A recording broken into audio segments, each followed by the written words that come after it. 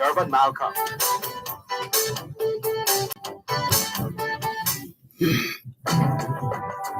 Wherever you go, shine.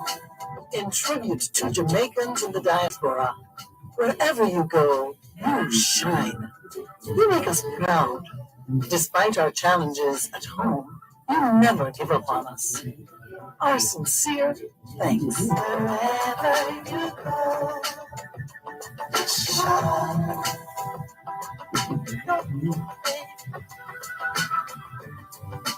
You need to know. Shine.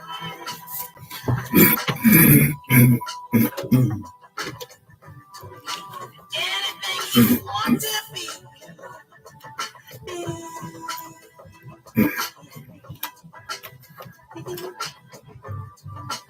You give me power.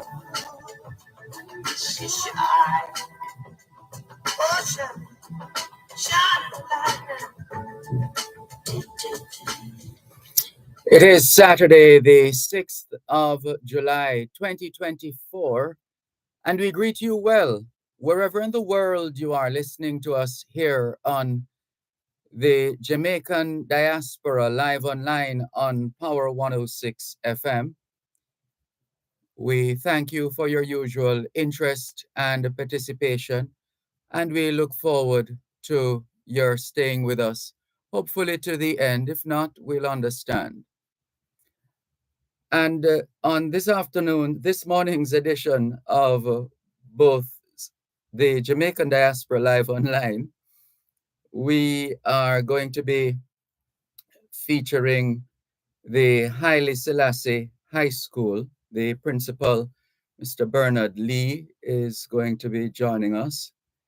And we're also going to be hearing from Dr. Kevin Brown, President of the University of Technology, UTech, former UK North representative with the Global Jamaica Diaspora Council, and Oliver Mayer, the Consul General, Jamaica's Consul General in Miami, Florida, and the Dean of the Consular Corps, will give us an update. There are quite a few Jamaicans who have been checking in, I gather, with the Consul General,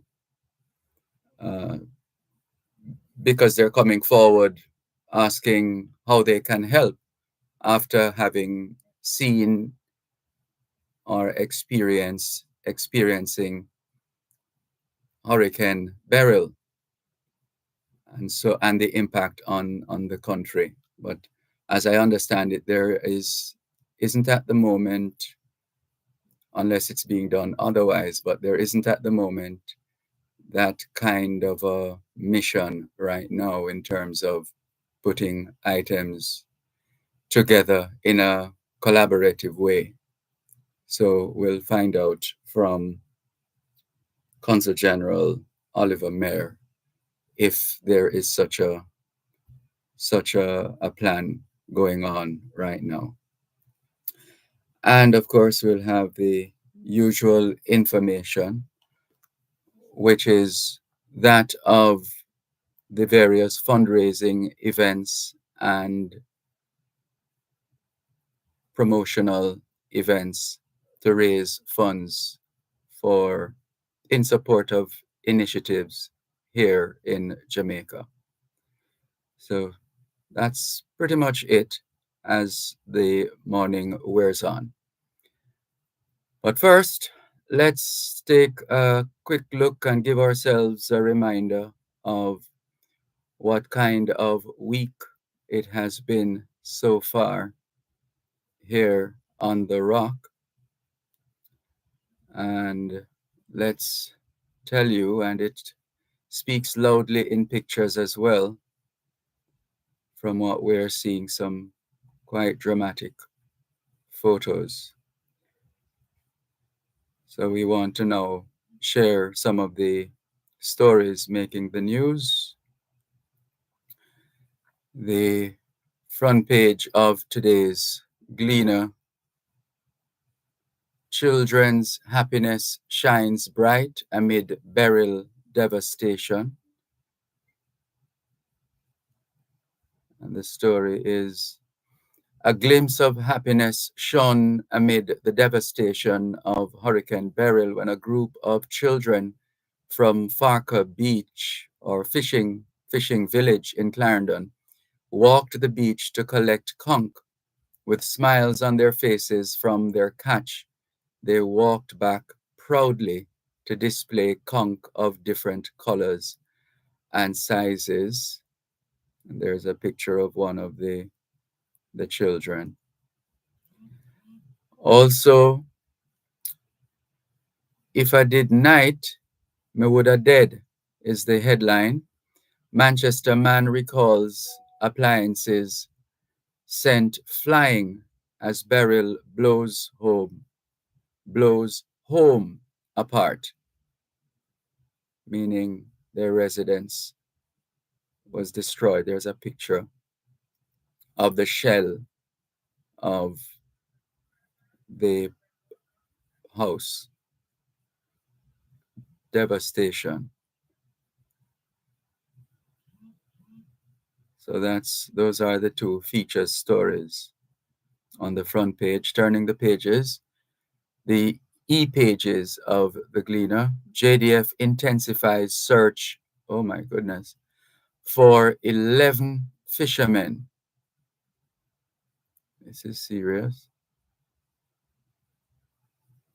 Up to late yesterday, the Jamaica Defense Force, JDF, was conducting a search and rescue operation to find 11 fishermen who have been reported missing since Tuesday, July 2. The Maritime, Air and Cyber Command, MACC, of the JDF conducted the operation. The JDF is reporting that the fishermen left the Cow Bay area in St. Andrew for the Morant Keys in 3 canoe-type vessels on Saturday, June 29, and were expected to return on Tuesday. When the vessels and fishermen failed to arrive and efforts to reach them proved futile, the JDF was contacted yesterday to begin search and rescue operations. In a news release, the JDF says all its search and rescue assets are now back to full operational status following the passage of Hurricane Beryl.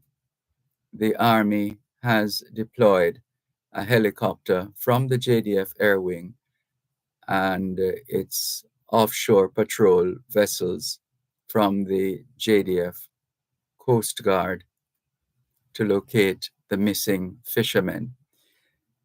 The JDF is urging all seafarers to be vigilant and report any sightings of the following vessels: a red, white, and blue fishing boat named Blessing, a green and burgundy boat named Prayer Warrior, and the third, Prayer Warrior 2. The Army is asking anyone with information regarding the whereabouts of these vessels to contact the Maritime, Air and Operations Center at 876-926-8121. That's 876-926-8121 or extension 4004 or call 876-836-1216. That's 876-836-1216. If you see any of those vessels, please make the call.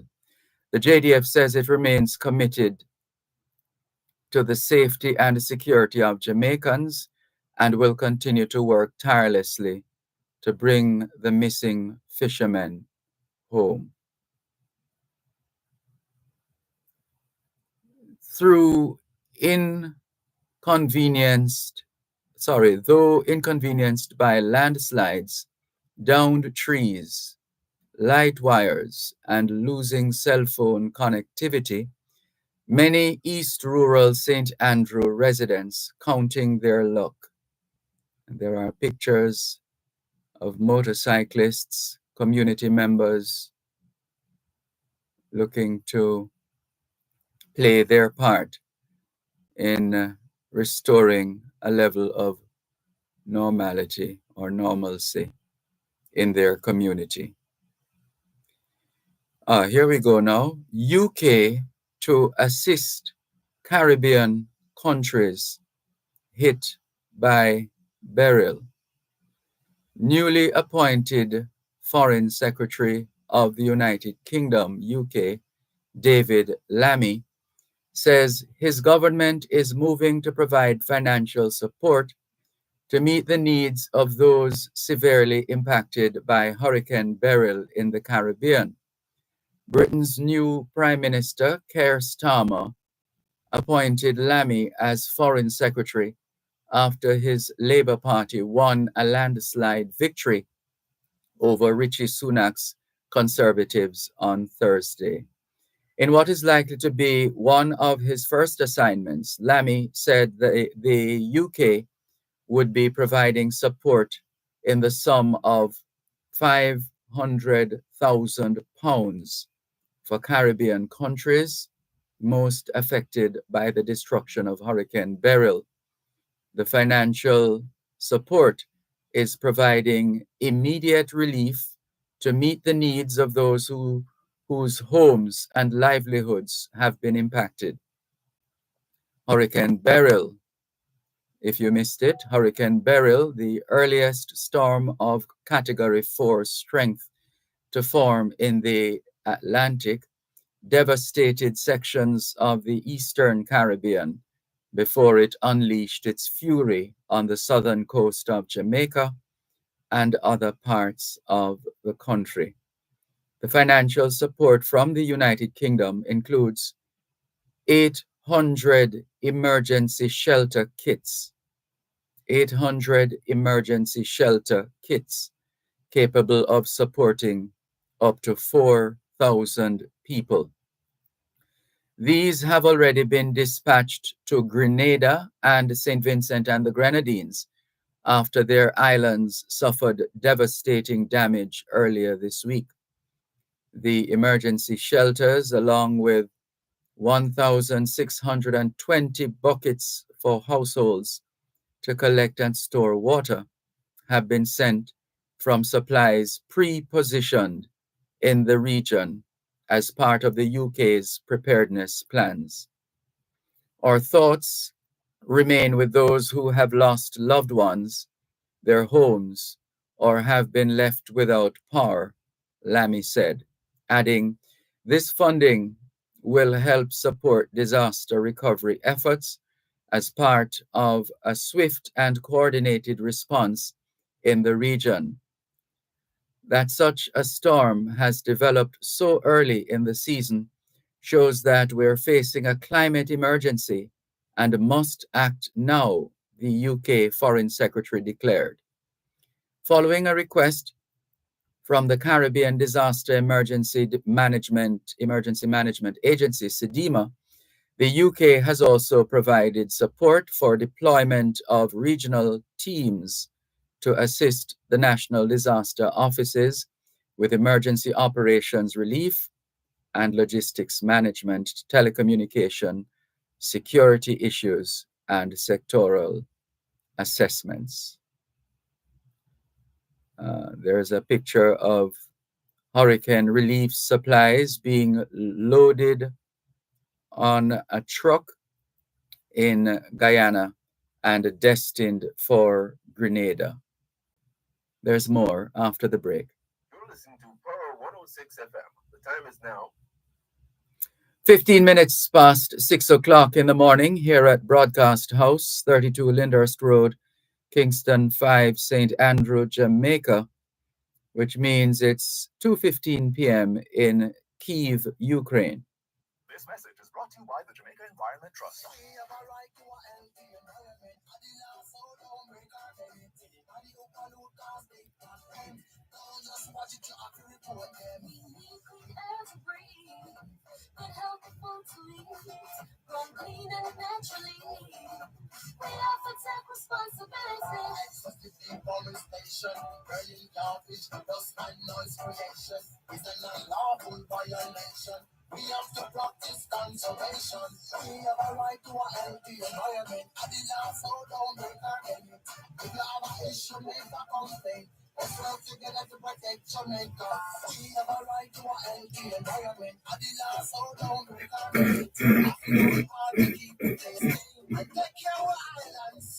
We all have a right to a healthy and clean environment. Report any issues to the authorities if you feel your rights have been breached. Call the Jamaica Environment Trust for more information.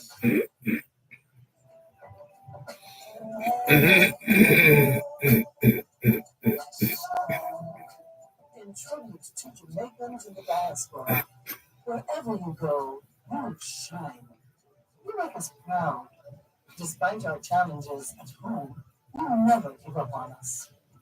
Our sincere thanks. Wherever you go,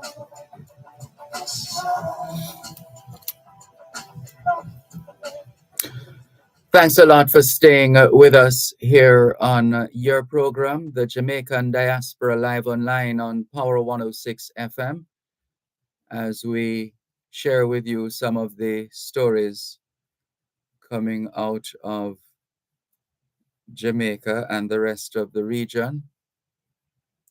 So we were making the point that the hurricane relief, well, the caption of the picture, hurricane relief supplies being loaded on a truck in Guyana and destined for Grenada. Following the passage of Hurricane Beryl, the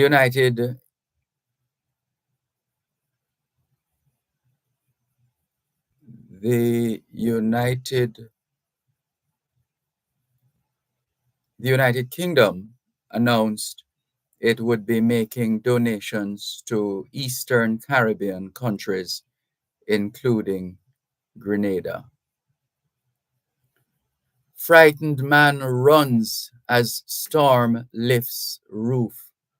And there is a picture of the structure, which looks like plyboard and sheets of zinc. Wow. Frightened man runs as storm lifts roof.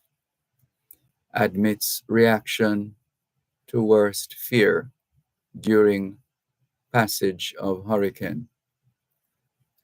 The story is Sheldon Moreland's worst fear became a reality on Wednesday evening during the passing of Hurricane Beryl.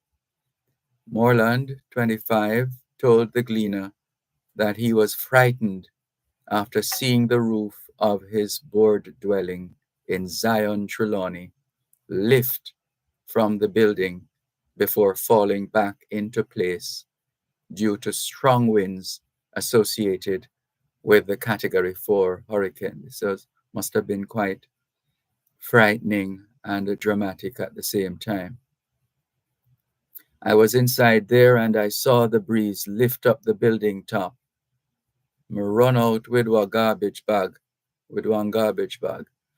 because when me see the roof lift up, me start wonder if this tree did go drop down upon it, Moreland said, while pointing to a large fruit tree in his yard. Even my neighbor run come and say, "Man, you really dead? You no see? Come out of the building." Me frightened bad, man, because the whole thing looked like it did a go come off, he added. Me did have to come out and put two steel pan the roof for hold it down. During a visit to his community on Tuesday afternoon, Moreland told the news team that he believes his roof would not stand a chance against the then Category 5 hurricane that was barreling towards Jamaica. According to Moreland, while he prepared to secure his bedroom board dwelling, the structure was simply just not strong enough to overcome a natural disaster. Right now, me I worry, to tell you the truth, because if the rain come with breeze, my house top gone and everything gone, Moreland admitted on Tuesday. When the Gleaner revisited Zion on Thursday afternoon, Moreland approached this reporter before saying, "Miss, I told you that my roof couldn't manage the hurricane."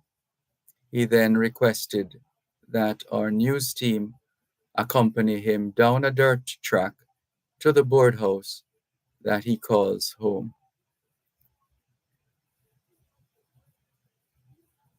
These stories are loaded with lessons. And we really have a lot to be thankful for.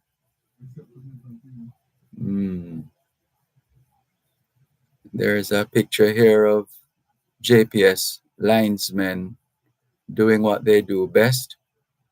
Jamaica Public Service technicians repairing several power lines, poles, and transformers on Barracks Road in Savannah Lamar, Westmoreland. And more pictures of the devastation as well. Business leaders concerned about restoration of basic services in Westmoreland. JPS says it's prioritizing working overtime. And the Good Heart section of the Gleaner facing the fury. Good Samaritan shelters trapped Gleaner team overnight amid burials chaos. So in the line of duty, Good Samaritan shelters trapped Gleaner team overnight amid burials chaos. Must have been horrifying. Travelers Care provides inclusive travel assistance is another of the Good Heart stories. And more dramatic photos. This vehicle, I'm not sure how this happened, but it's on its head. This is a car overturned on the Vineyards leg of the PJ Patterson Highway in St. Catherine on Wednesday morning as Hurricane Beryl started to impact the island. And if you zoom in on the photo, you'll see quite a number of rolls of toilet paper.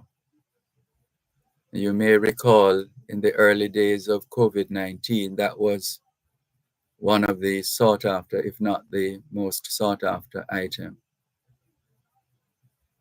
And it still is, with the picture of the rolls of tissue in the overturned vehicle. There are other pictures and no doubt other stories to tell. And we'll continue to play our part in that regard, in helping them to tell their stories. So it's really over to us now, those of us, well, we have seen and we know what has happened, that we play our part going forward in impacting the lives of our fellow Jamaicans. Well, we encourage you to get your copy of the electronic Gleaner or the physical copy of the Gleaner. and you can read on for yourselves. Lots of tips in the Gleaner as well, and information on the Atlantic hurricane season, the tips, the practicing food safety, mental health matters. Check out your home, returning home after sheltering away. So we shouldn't just jump back in, but just be careful as we seek to return home after sheltering from the storm. And the parish disaster coordinators' contact details are also published. And we are all encouraged to know our parish disaster coordinators so that we can reach them if and when we need them. So that is also here. So it's lots of motor vehicles on sale. Neighborhood watch being promoted. Fisherman saves boat but loses fish pots. Rose Garden Parenting Club making strides in community support. And the sports section of the Gleaner, JFF seeking modern head coach for boys. Modern head coach for boys. Jamaica Olympic Association hunting best talent for management teams. Dakers blames injury hit season for Paris absence.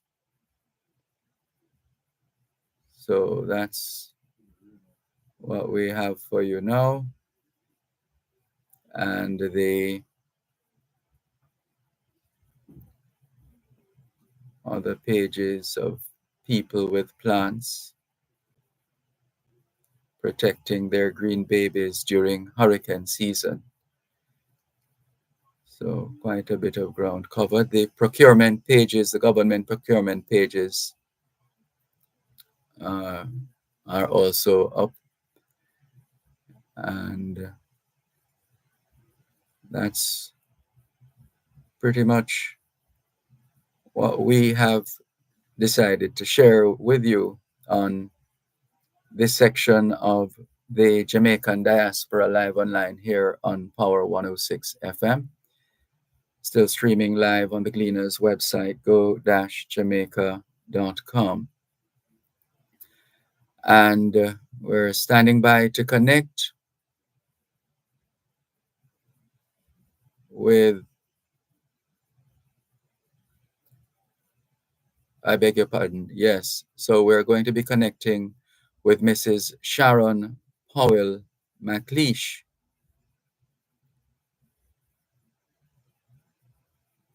President, the current principal is Mrs. Sharon Powell McLeish, and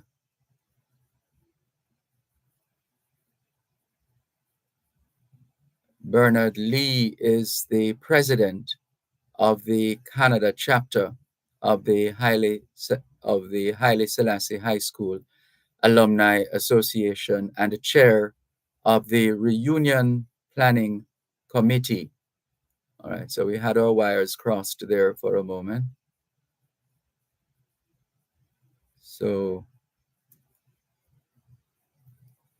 thank you very much for unraveling those wires we had crossed.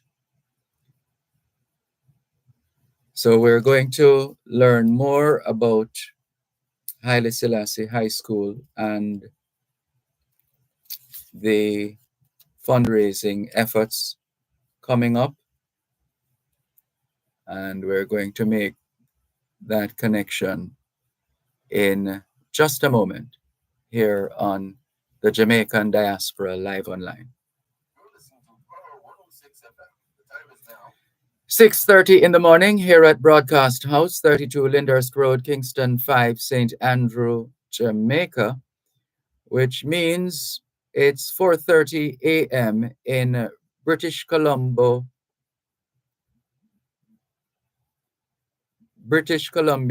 Vancouver.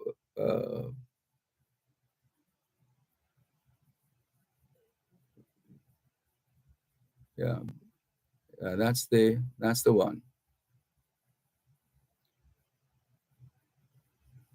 British Columbia, Vancouver. It's 4:30 in British Columbia, Vancouver, Canada.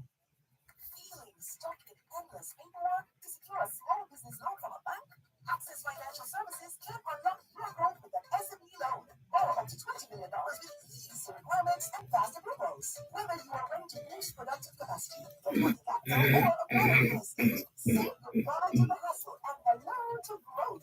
Grow your business with an SME loan up to $20 million from Access Financial Services. Call 876-929-9253.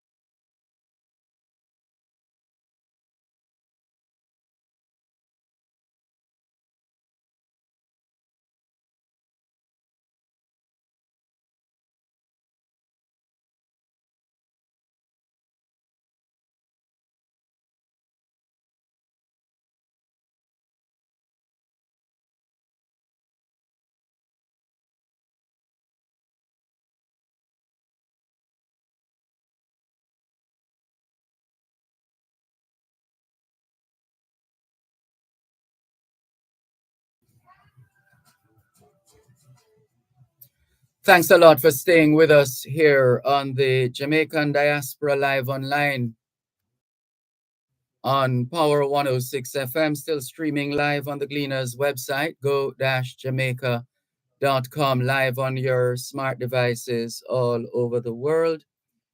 And we are now going to hear from a principal. He's not the principal for Haile Selassie, but he is a principal where he serves in Canada. He's in Canada. And the couple of things happening. He chairs the reunion, the Haile Selassie High School reunion planning committee, and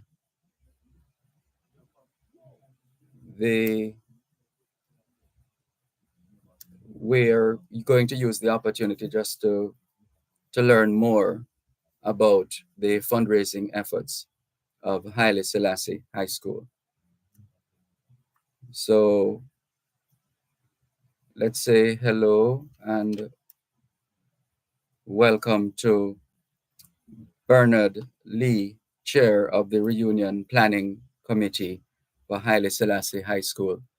Good morning. Thank you very much for joining us.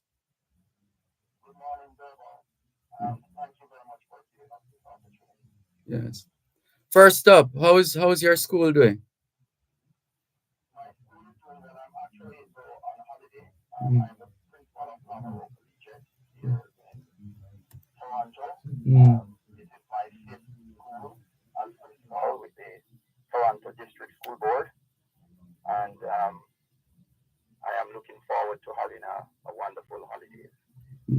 As part of that, though, I'm dealing with the planning along with other members of our upcoming reunion, which is why I'm here today. And are there particular, I mean, every school has needs, but in terms of priority items, what's on your school's to-do list? Yes.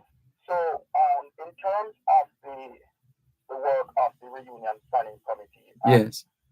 in general, the work that we have done as an alumni association, we are trying to support the school and the students there by way of helping to provide scholarships and bursaries to current students. Many of them are having difficulties accessing post-secondary education because of the financial challenges that they face. And so this reunion that we're having on Saturday, July 20th, 2024, is all to raise funds. It's all about raising funds to ensure that we'll be able to support the students. We're helping them to access post-secondary education is concerned through scholarships and bursaries. Mm-hmm. And how great is the need? It's very significant. It's something that we have been observing, and based on conversations with the school and with the students, that's something that they have raised every time with us. And we have decided that that is something that we should pursue. There are other needs, of course, and we have had over the last couple of years been addressing them. I'm sure that you may recall that the Past Student Association donated tablets during COVID. Yes. For students at the school. And we have also done quite a bit of other things to provide support to students at the school, including donating books to the school for the library. And we have also been working on a mentorship program, which hopefully we will kickstart more effectively right after the reunion is held. Mm-hmm. So how are plans coming along? So far, so good? We are excited about the reunion. It's 2 weeks away. And let me just tell you a couple of other things about it. Yes. The event is being held under the distinguished patronage of Mr. R. Oliver Mayer, the current Consul General of Jamaica, Southern USA. Our guest speaker will be international supermodel Althea Leng, who happened to have taught at Haile Selassie. She used to teach there. And I heard that the head of Pulse has passed away. way. And if I recall correctly, Althea Lenny's first supermodel. Yes. We are going to be joined by three past and current principals. The current principal of the school is Mrs. Sharon Powell McLeish. She's going to be there. The principal before her, Mr. Lorenzo Ellis, will also be joining us. And we have the second principal of Al-Salati since it started in 1969, Dr. Carmen McMahon. And I just wanted to use a few minutes to talk about her because she's not well known within maybe the Jamaican education circles to the extent that she needs to be based on her accomplishments. She has a double doctorate. Please, this is important. Please take all the time you need. This is important. Yes, Dr. Carmen McMahon, she is now 92 years old. She has a double doctorate from George Washington University. She was Bill Clinton's education advisor when he was governor of Arkansas.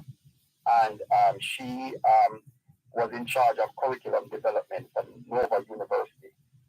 Many people will tell you that she's the one that actually built the PhD program at Nova University. So if Nova University students are listening, I'm hoping that many of them will join us at the reunion just to meet up with Dr. Carmen McMahon, Mm-hmm. and the rest of the persons that will be attending the reunion.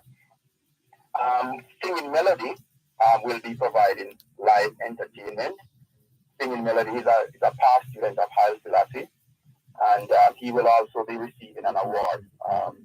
He will be given an award to Singing Melody for his contribution to reggae music and for being a role model. Outside of reggae music, Singing Melody is a businessman. He has a thriving business in Jamaica. It's called Mimosa. I'm sure many people are aware of it. And we consider Singing Melody a role model because he is doing something that a lot of us admire, and we want past students at Haile Selassie and others to emulate. It's important that in order to create intergenerational wealth, that you start from a position of acquiring assets. You have to own a position of ownership. You have to own things. It's not just a lifestyle. Your assets should finance your lifestyle. You can't just have a lifestyle, right? And I think we need to give a lot of credit to Singing Melody for demonstrating that. And so to that extent, he will be honored. We also will be celebrating at this event because this reunion, and by the way, the reunion is going to be held in Coconut Creek, Florida. Mm-hmm. Just want to make that clear. Mm-hmm. And it is going to coincide with the 55th anniversary of Haile Selassie High School. You will recall Dervan in 2000, a few years ago, we celebrated, the school celebrated its 50th anniversary. And at that time, I was on your program. That event was held, the reunion at the time that we had, it was held at the Knutsford Court Hotel.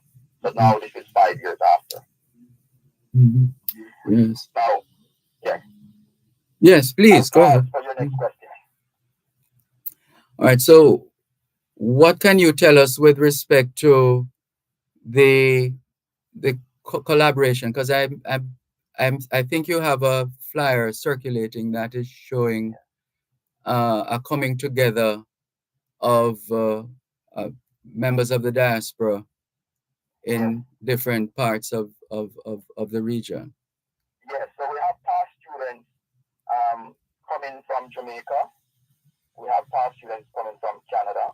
We have past students coming from the UK and other parts of the world. Mm-hmm. And so we are expecting, we're almost at a stage where the event can be considered a sold out event. Wow. We have a few more tickets, and Mm-hmm. we're asking people, if you're listening right now, we'll make a certain number of tickets available just for the next week, so that you'll have the opportunity to purchase those Okay. One of the things that I have Remember what you're going to say. Just stick up in there for a moment. We're coming back to you after this break. You're listening to Power 106 FM. The time is now 15 minutes to 7 o'clock in the morning here at Broadcast House, 32 Lyndhurst Road, Kingston 5, St. Andrew, Jamaica, which means it is a quarter to midday in Bamako, Mali. How much do you know about spices and the impact they have on your everyday life? Join us every first and third Thursday during Farm Talk with Althea McKenzie at 6:18 a.m. for Spice of Jamaica. We'll give you tips, tidbits, and interviews about the revitalization and sustainability of the Jamaican spices, including ginger, turmeric, and pimento. That's Spice of Jamaica every first and third Thursday at 6:18 a.m. during Farm Talk with Althea McKenzie, right here on Power 106 FM. Spice of Jamaica is brought to you by the U.S. Department of Agriculture Food for Progress Jamaica Spices Project.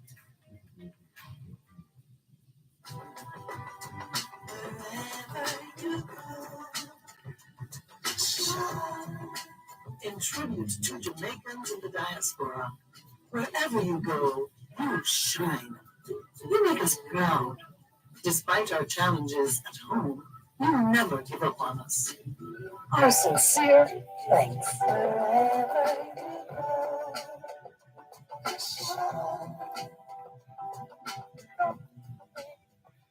Thanks a lot. Thanks a lot for staying with us here on the Jamaican Diaspora Live Online on Power 106 FM.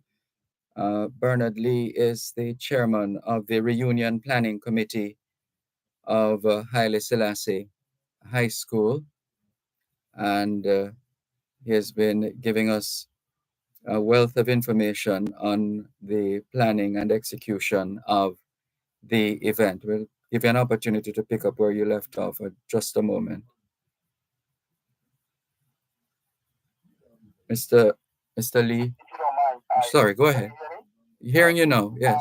I just wanted to insert at this time that we have a couple sponsors. One of them is Digicel, Mhm. and we're very grateful to Digicel International for coming on board to support us in that way, Mhm.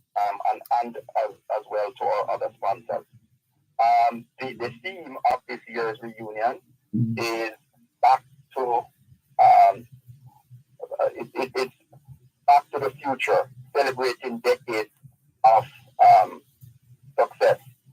And we are going to be reflecting this theme in a number of ways, one of which is that we're asking past students and friends to wear the school colors. Well, certainly when I was going to Haile Selassie and I graduated from Haile Selassie in 1989, the school colors were brown and gold. Mhm. So we're asking past students, regardless of how you dress to come to the reunion, try to reflect those two colors in the way you dress. The other thing that we have picked up as we are working towards implementing all of the plans that we need to put in place for the reunion is that we realize that a number of Haile Selassie past students, they moved on after leaving Haile Selassie to other schools. We have past students who have gone to St. Andrew Technical High School. We have past students who moved from Selassie to KC, to JC, to Calabar, to Excelsior, and all the traditional high schools out there. And so many of them, I'll give you an example.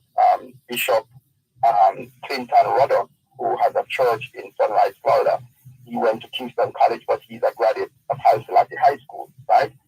We have others, for example, I'm sure you may not be aware that Hugh Wilson, who is a lecturer and has been a lecturer for years at the Norman Manley Law School in Jamaica, is a graduate of Haile Selassie High School.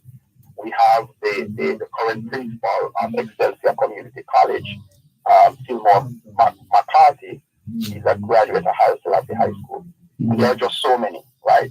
And all of these individuals are on board in terms of their support for the event. There are a couple of other things that I need to mention. We have secured group rates with 2 hotels in the Coconut Creek area, the Residence Inn and the Hampton Inn. And past students have been booking rooms at those hotels to ensure that they'll be able to be within close proximity to the venue, because the venue is about 10 minutes away from the hotels. The other thing, of course, and this is significant, because when we started planning the reunion, we had no idea that these other pieces would emerge. One of them is a pre-reunion social. So on July 19th, we're going to be having a pre-reunion social at a nice location, which is going to be disclosed later on to all the ticket buyers. We plan to disclose the address and the name of the place about a week before, and ticket buyers will be notified through WhatsApp messages. But it's a time of bringing people together. My understanding from the conversations that we have had is that a lot of past students will be coming into Florida and into Fort Lauderdale in particular on the Friday. So the idea is that we're going to have a big link up, a big social, right, where we get to know each other prior to the reunion on the 20th at the Gold Coast Ballroom and Event Center. And by the way, the time of the reunion is from 6 p.m. to 12 a.m. And again on Saturday, July 20th, 2024.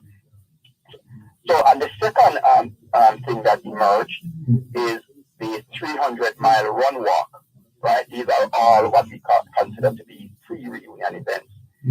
We undertook, and the run walk was spearheaded by former head boy Glenn Owen. He undertook this 300-mile run walk from Ocala, Florida to Fort Lauderdale. And essentially, the goal was to raise $5,000. And I'm happy to report that we were able to raise $5,000 through that effort. And that money will also be used for scholarships and bursaries for students at Haile Selassie. Mm-hmm. And speaking of Haile Selassie, how is the plant? How is the infrastructure? Yes. Well, I haven't been at the school for quite some time, but from what I've heard, there are things that need to be done there to further improve the school. But the administration of the school, they are working with the ministry to achieve those goals. But I can't speak specifically about the, I don't have intimate knowledge of all the things that need to happen at this time at the school. Mm-hmm. I see. But I would imagine you're perhaps still in touch one way or another, or connected, or able to reach. Yeah, we work very close with the school administration, and they make us aware of what the needs are, and then we try to ensure by working together within our own alumni association, we try to connect with the school around how those needs are going to be satisfied. So we're very grateful for the kind of relationship that we have enjoyed over the years with the school administration. So what approach has been taken in mobilizing the support? Yes, we are very active on social media, Instagram, Facebook, and other social media platforms. So if you go to Facebook, and you can access all of the information that we're sharing with the public on Bernie Lee. That's one of the Facebook sites that you can visit. You also have Haile Selassie High School Alumni.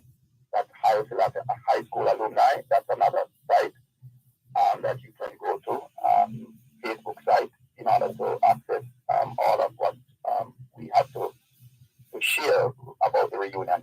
We also have WhatsApp that we are using to disseminate information to members and others about the reunion as well. And we also have a website that we use from time to time to also provide information about our upcoming events. Have you disclosed your target? Or will you be doing it? In Will terms of in target in terms of funds the amount of raised? money. Mm. Yeah, well, as I said earlier, we raised $5,000 from the run walk. We're hoping that we can raise $10,000 from this reunion to complement that. And the amount will be based on not just sponsorship, but Yes. also money that would be generated from ticket sales. Yeah, so that's 10,000 US, right? Yes. Mm. Mm.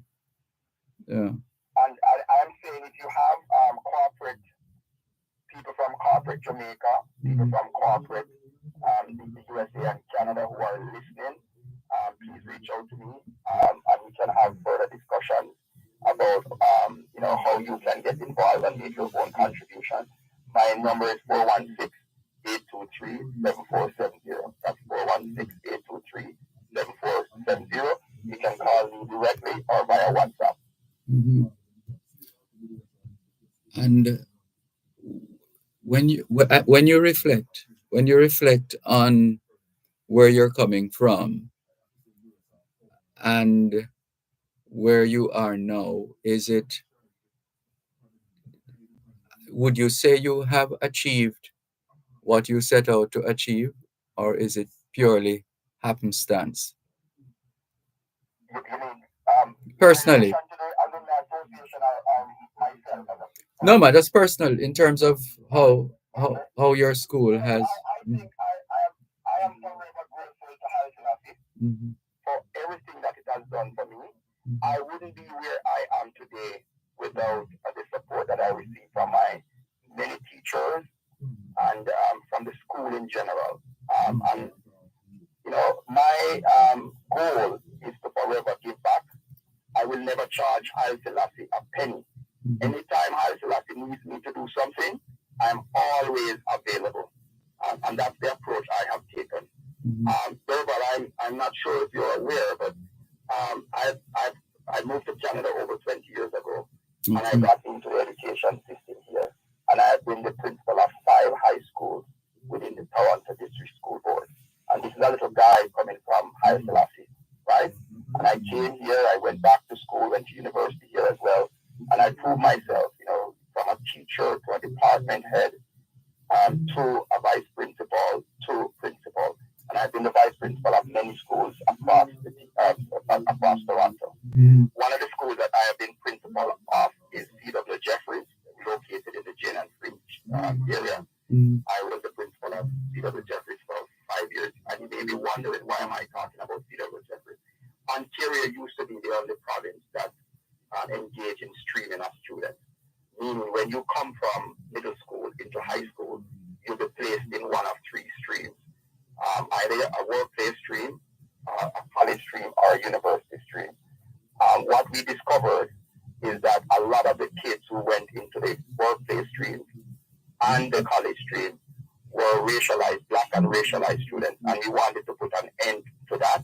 And people like Dr. Mondegala and others, including myself, I did some initial work at the start of the process, not major compared to Mondegala and others, but I was involved. We ensure that we put an end to streaming. So every kid coming out of Jamaica and other parts of the Caribbean and the world over, if they're black and racialized, they're coming into Ontario knowing that when they go to high school, they have a direct pathway to university. And when they get to grade 11, they can determine whether they want to go to college, university, and the workplace. In other words, everyone has the same start, but the destination is going to be different, right? And we believe that that is an equitable approach to education. Everyone gets the same start. When, as principal here in Canada, I get students go to Canada to school in Canada based on their postal code, right? There's no aptitude test to get into high school here. They go to school based on your postal code. And we have students from the middle school, like myself as a high school principal. We get students who are transferred or are placed. The ones that are placed are the ones that have passed grade 8. The ones that are transferred are the ones that came out of grade 8 with gaps, was never successful in grade 8. And my responsibility as the principal is to make that I create a school improvement plan to bridge the gap, right? Or to fill those gaps up for students who are coming into the school that have had learning loss, or there might be a need for them to have improvement in terms of their literacy or and numeracy skills, right? And so it's the school improvement plan that does that. Mm-hmm. Wow. Hold a moment there. One moment, please.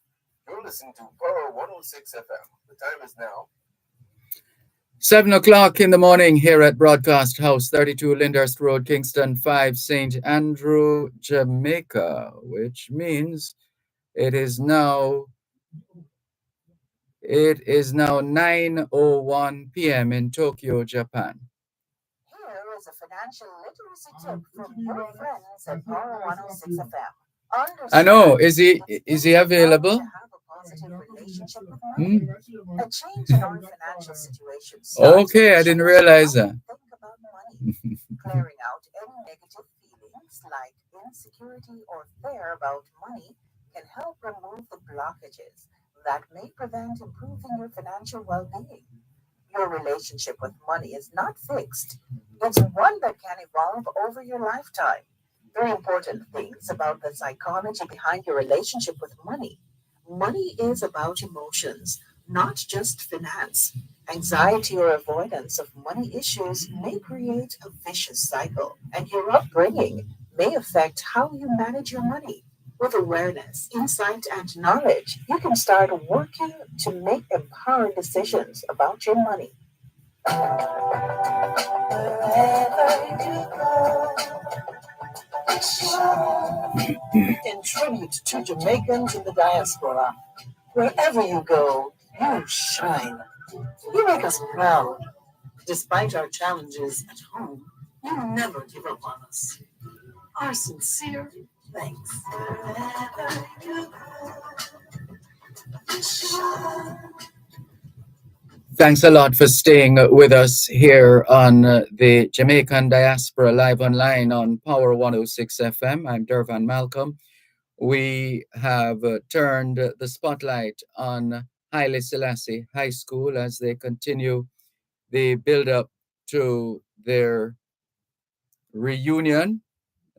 And Bernard Lee chairs the reunion planning committee.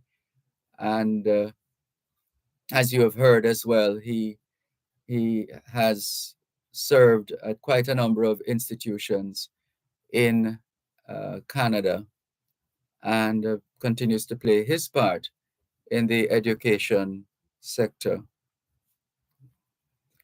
So, Mr. Lee, thank you very much for rejoining us. Are you in a position? Are you in a position to identify similarities and differences in terms of teaching styles or other decisions that sorry, go ahead. Yeah, so I was trained as a teacher in Jamaica. I went to UTech. I think the last time I was on your program, I mentioned that I'm the first graduate, one of the first graduates of the University of Technology and the last graduate of CAST. Mm-hmm. I think I mentioned that to you. Mm-hmm. Originally, I was supposed to go to Micro Teachers College, but at the time, I was successful in passing principles of business and principles of accounts. And Micro did not recognize those subjects. So I decided to go to UTech instead. And after being at UTech for a year, I was accepted to the University of the West Indies, but I didn't have any money. So I decided to remain at UTech. And it was an amazing experience at UTech. But in terms of similarities and differences, I am not very knowledgeable about the Jamaican education system because I have not been on the ground for quite some time. I've lived in Canada for over 25 years. Mm-hmm. But what I will say is this, in terms of Canada, we focus a lot on differentiated instruction, right? So we recognize that learners in the classroom, they have different styles. People learn differently. Some learners are kinesthetic learners, they need to move around, right? Some people learn by seeing, some people learn by doing, some people learn in other ways. And so the responsibility of the teacher is to differentiate the instruction to meet the various learning styles of the students in the classroom. That's one. The other thing is that we recognize that some students may be students with special needs. And so and of course, we have students here with special needs that are placed on what is called an individual education plan. That's the IEP. And in the IEP is a legal document, and it speaks to the accommodation and modification that the students need to have in order to ensure that they can be successful. There is also this notion that we have in Canada, and I'm just going to speak broadly now. We don't believe that the question is not about are you bright. We believe everybody is bright, right? So it's based on this notion everybody is bright. So the question is not are you bright, but how are you bright? And the idea is that everybody is bright in different ways. So you have people who are very gifted when it comes to speaking. You have people that are very gifted when it comes to mathematics. But you also have those who are very good with their hands. They're bright as well, right? So we look at things from a different lens in that regard. We also make a serious push to ensure that students have multiple when it comes to assessments. We have students here that we ensure that they are able to have multiple opportunities to demonstrate what they know. So in other words, there's a thing called the triangulation of assessment, right? So you talk about product, you talk about observation and conversation, right? So the idea is that you're not just judging or assessing kids on just a test. Everything is a test or an exam, but that you are having conversations, you can observe them and then determine where they're at in terms of their learning, right? So it's not an examination-based system, if you understand what I mean. Yes. Right?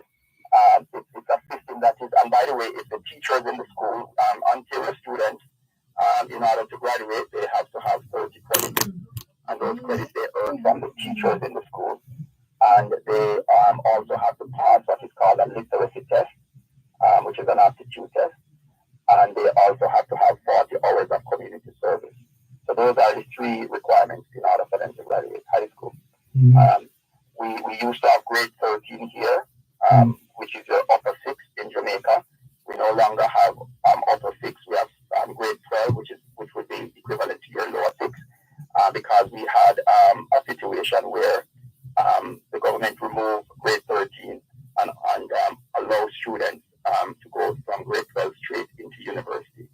Okay? Yeah.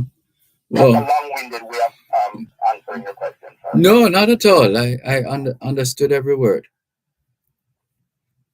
Well, we don't want to take it for granted that it's the same set of people listening now who have been listening from the start.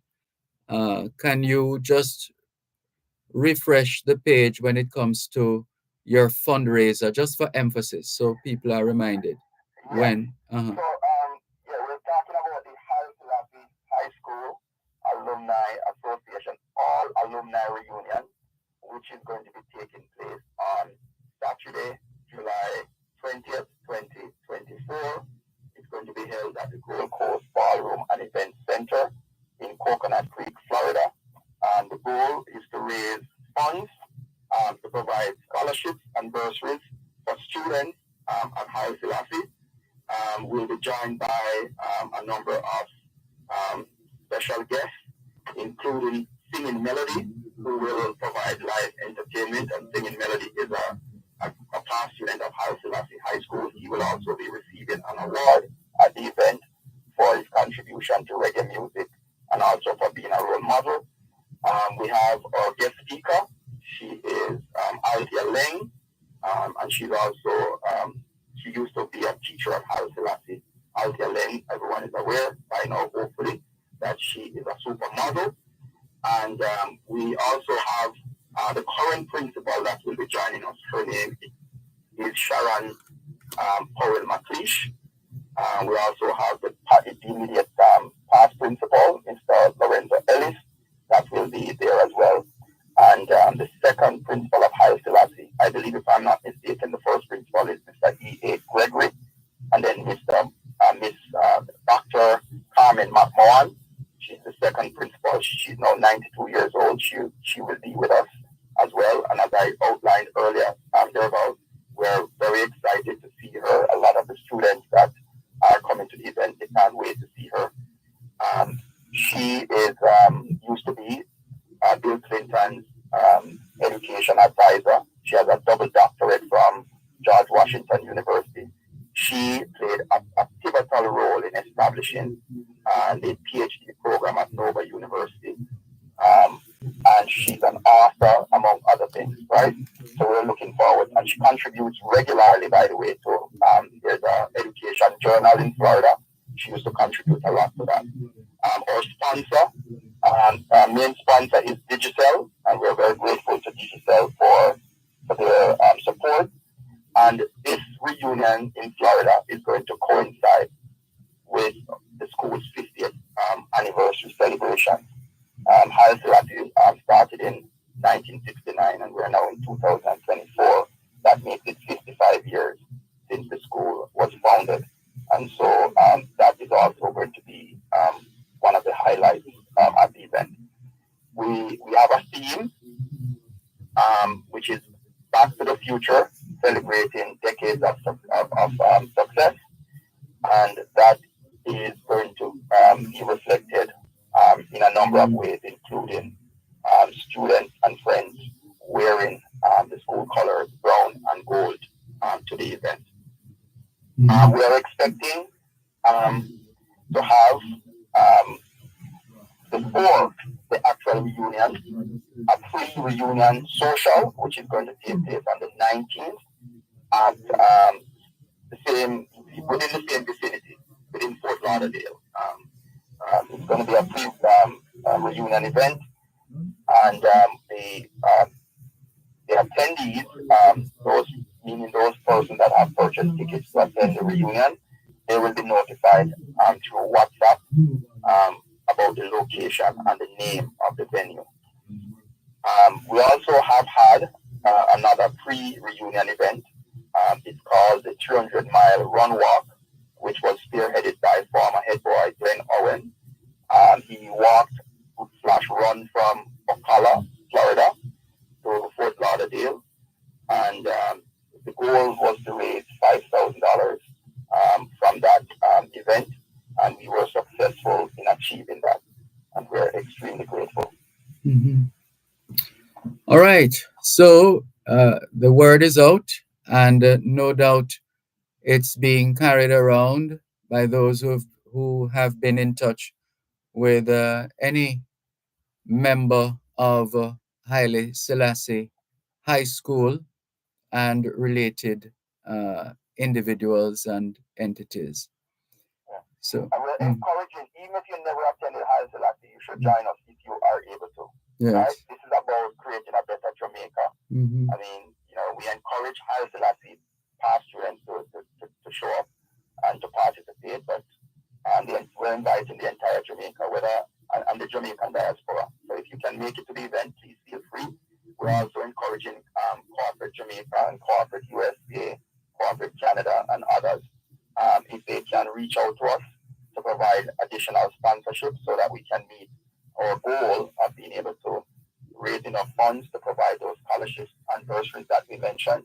You can give me a call at 416-823-7470, and that can be done directly or via WhatsApp. Mm-hmm. Okay. All right. So, listeners, you heard it from Bernard Lee, chairman of the Reunion Planning Committee, just giving us a timely reminder of the Haile Selassie High School, what do you call it? All reunion?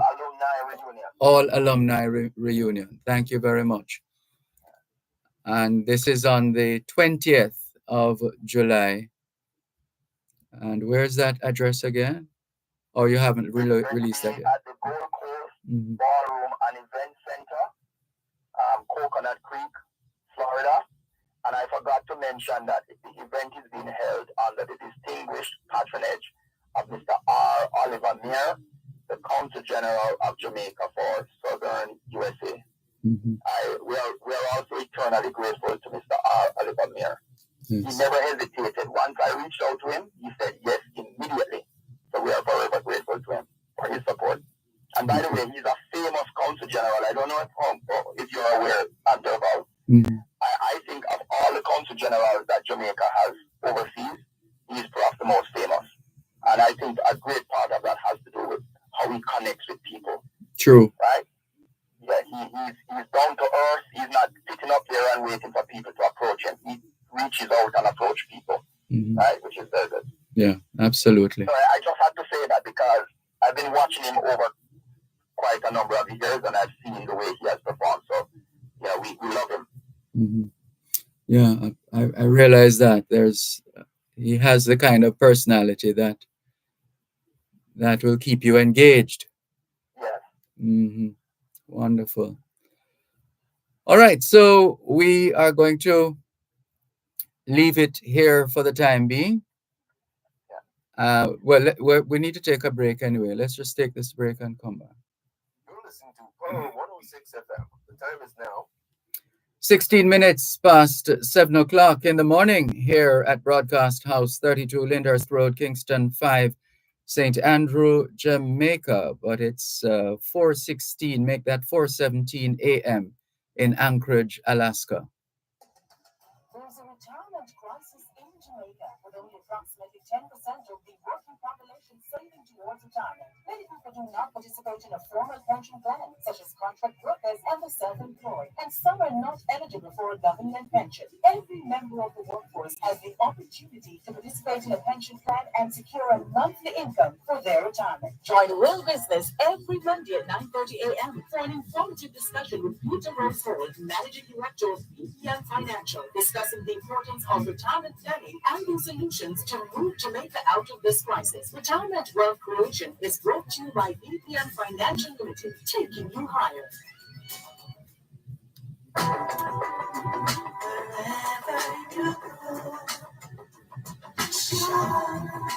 In tribute to Jamaicans in the diaspora, wherever you go, you shine. You make us proud. Despite our challenges at home, you never give up on us. Our sincere thanks. Wherever you go, shine.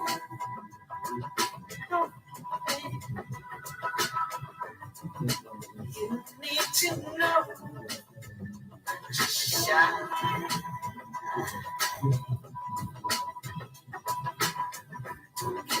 Anything you want to be.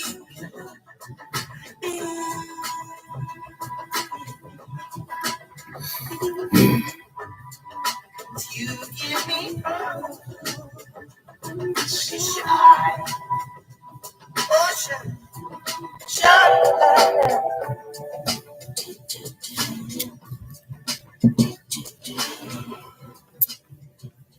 So thank you very much, Mr. Lee. Still there? Yeah, thank you. Thank you, Dervan, for giving us this opportunity. And I want to tell the students that of Haile Selassie that keep strong and keep working hard. The sky is the limit. If you believe it, you can achieve it. But we also, as a Past Student Association, understand this notion that you can't be what you can't see. And that's why, as an alumni association, one of the next steps will be to establish further our mentorship program, because we want past students to connect with us and others to have a better sense of what they're likely to achieve, because we have done it and we're from the same place. Absolutely. Don't give up on people. Very important. Don't give up on people. And for parents out there, your kids never pass for the traditional high school, support your kid. You never know where people are going to be. Support your kid. Okay? And hopefully the education space in Jamaica will become more equitable over time. We deserve it. Yes. Well, you've certainly taught us a lot, but after all, you're an educator.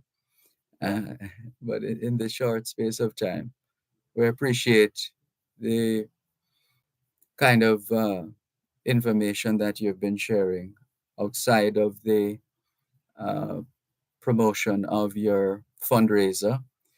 We trust that you will have a successful event and it will continue to inure to the benefit of the students in particular and the supportive educators of the institution as well.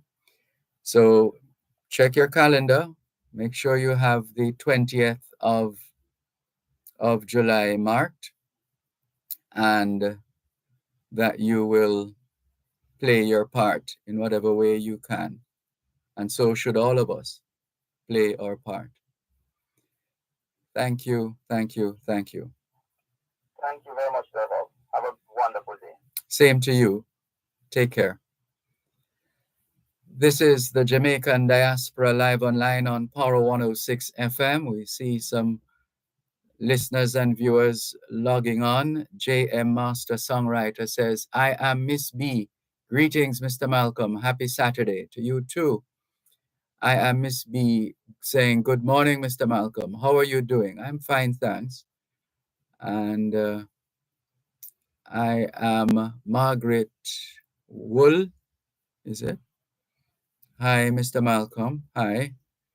The Bronx 9, good day from London to Mr. Malcolm and all Jamaicans, land we love. So getting some messages coming in. Thank you for your messages. And Mikey Jarrett says, happy Sabbath morning, blessings and blessed love, my brother Dervan Malcolm from Brooklyn, New York. Many happy returns. Barbara Hart says, blessed Saturday morning, Sir D, to you and your behind the scenes people, staff, and all of our amazing diaspora right across our globe, my brother, watching from Stony Hill, St. Andrew. No light yet, but hoping today will be our winning day for JPS, says Barbara Hart. We hope so. We hope so, Barbara Hart. Angela in Toronto, Canada, is greeting everybody. Good morning, all, she says. And Barbara Hart goes on to say, Sir Dervan, it's sad to see how our utilities and communication companies system right across our Jamaica fabric. Wow, what a devastating breakdown, Sir D. Their maintenance, replacing, repairing, and upgrading all of their systems. That is very, very poor. They need to spend more money and getting their system in tip-top shape. We got a little touch of burial and not the head on, not the head on.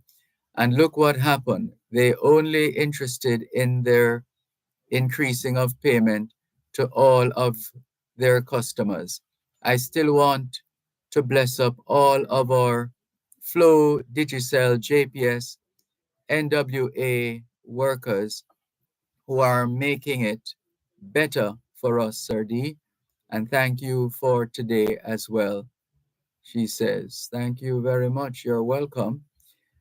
The Jamaica International Independence Foreign Song Competition is still being promoted by Gary McCook. He says, Sir Dervan, a blessed Saturday morning to you and all your Jamaicans. Let's thank God for sparing us from a direct hit from Beryl. Thank you for your message. Andre Cooper says, good morning, sir, and the entire family. Good morning to you too. Inez Ayona Campbell says, good morning, Mr. Dervan, viewers and listeners. It's a rainy morning and it's really falling. says Inez Iona Campbell. And Dennis Hewitt says, Sir Dervan, Malcolm, thanks to AtFlow for restoring uh, our services. All right. Well, more power to those who are a little happier than they were initially. So there you have it. Information at hand. And on the there is a drive that is on right now, which we had mentioned at the top of the program, that we wanted to verify whether we in fact had a bona fide uh, collection of items and resources in general, uh, on account of what Hurricane Beryl has done.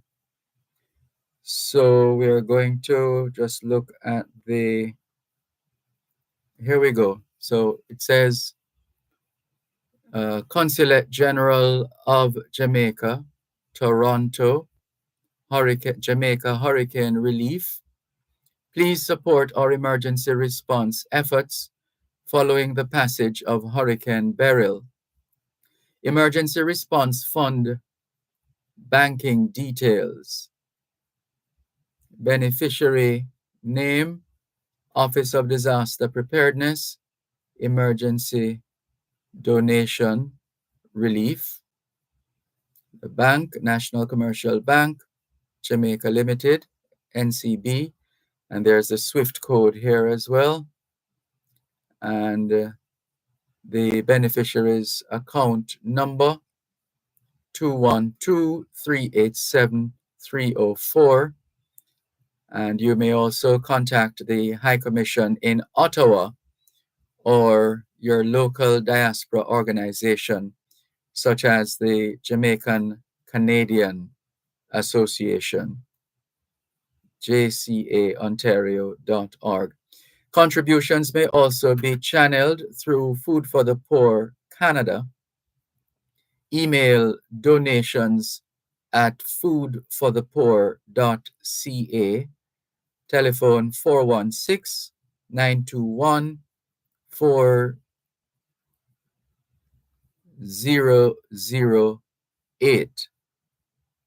And the website is foodforthepoor.ca. Donate now. So we can confirm that we have at least one Jamaica Hurricane Relief Initiative that we're seeing here from the Consul General at Toronto, Kurt Davis. So that is up and running. All right, right now we're standing by to reflect on the 10th Biennial Jamaica Diaspora Conference. And we're going to be joined by, we'll tell you when we have him online, Dr. Kevin Brown, the president of UTEC, former UK North representative of the Global Diaspora Council. We want to look at the areas of, well, the conference itself. We also want to hear Dr. Brown's story of his experience as a returnee. So imagine you're living in Jamaica, then you go to the UK, then you come back to live in Jamaica. So he calls himself returnee. One moment, please. You're listening to Pearl 106 FM. The time is now 7:30 in the morning here at Broadcast House, 32 Lyndhurst Road, Kingston 5, St. Andrew, Jamaica. which means it's 5:30 p.m. in Aktau, Kazakhstan. Here is a financial literacy tip from your friends at Power 106 FM. Educate yourself. Take charge of your financial future and read a few basic books on personal finance. It is helpful to develop a basic investment vocabulary. It's also important to understand some basic investment principles such as risk and reward and asset allocation. Once armed with knowledge, don't let anyone take you off track. Whether a significant other who encourages you to waste money or friends who plan expensive trips and events you can't afford. Research professionals like financial planners, mortgage lenders, or accountants before utilizing their services. Wherever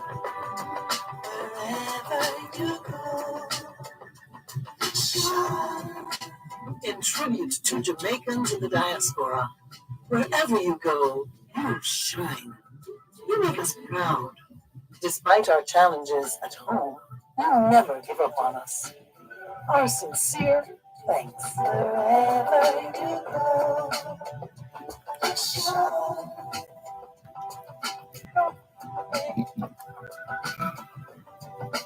You need to know.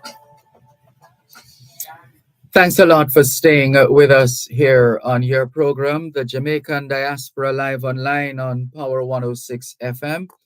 I'm Dervan Malcolm, and we are honored to be joined by the president of the University of Technology, Dr. Kevin Brown, who also happens to be a former UK North representative of the Global Diaspora Council. I think he wears a few more hats. He was pretty much in charge of the program, putting together the program for the 10th biennial Jamaica Diaspora Conference. Good morning and welcome, Dr. Brown. How are you? Good morning, Dervan. I'm fine, thanks. How are you doing? I am fine, thanks. Thank you very much for joining us here on the Jamaican Diaspora Live Online on Power 106 FM. And Sure. I'm happy to be here. I having returned from Jamaica. I wasn't sure if I'd make it back on your show. Having left the diaspora. what happened there? Give us an idea of how this came to be. Well, you know, I have to say to people, it's last year when I started 2023, if you told me I was going to be in Jamaica, I would say, well, you know, that would be nice, but I'm not sure that's going to happen. But yes, so I was in the UK for 23 years. Born and bred in Jamaica. Grew up in Jamaica, spent half my life here, and I'm actually from Western Jamaica, so I as a boy I grew up in Grangehill Primary. I grew up in Grangehill, Westmoreland. Attended Grangehill Primary School, and then ended up in Montego Bay for high school. My mother moved, and so I actually had passed from Manning's High School, but transferred to Herbert Marshall Technical High School, and then you know, eventually I entered the University of Technology as a student in 1997 to pursue engineering. And when I finished with UTech, I was very fortunate to get a scholarship to further my studies in the United Kingdom. So I went to UK as a young man, thinking, well, you know, I'll further my studies and come home, you know. And so I did a master's and a PhD in mechanical engineering. I'm an engineer in terms of all my training and everything. And so I did a master's, and then I went to a PhD at the University of Nottingham.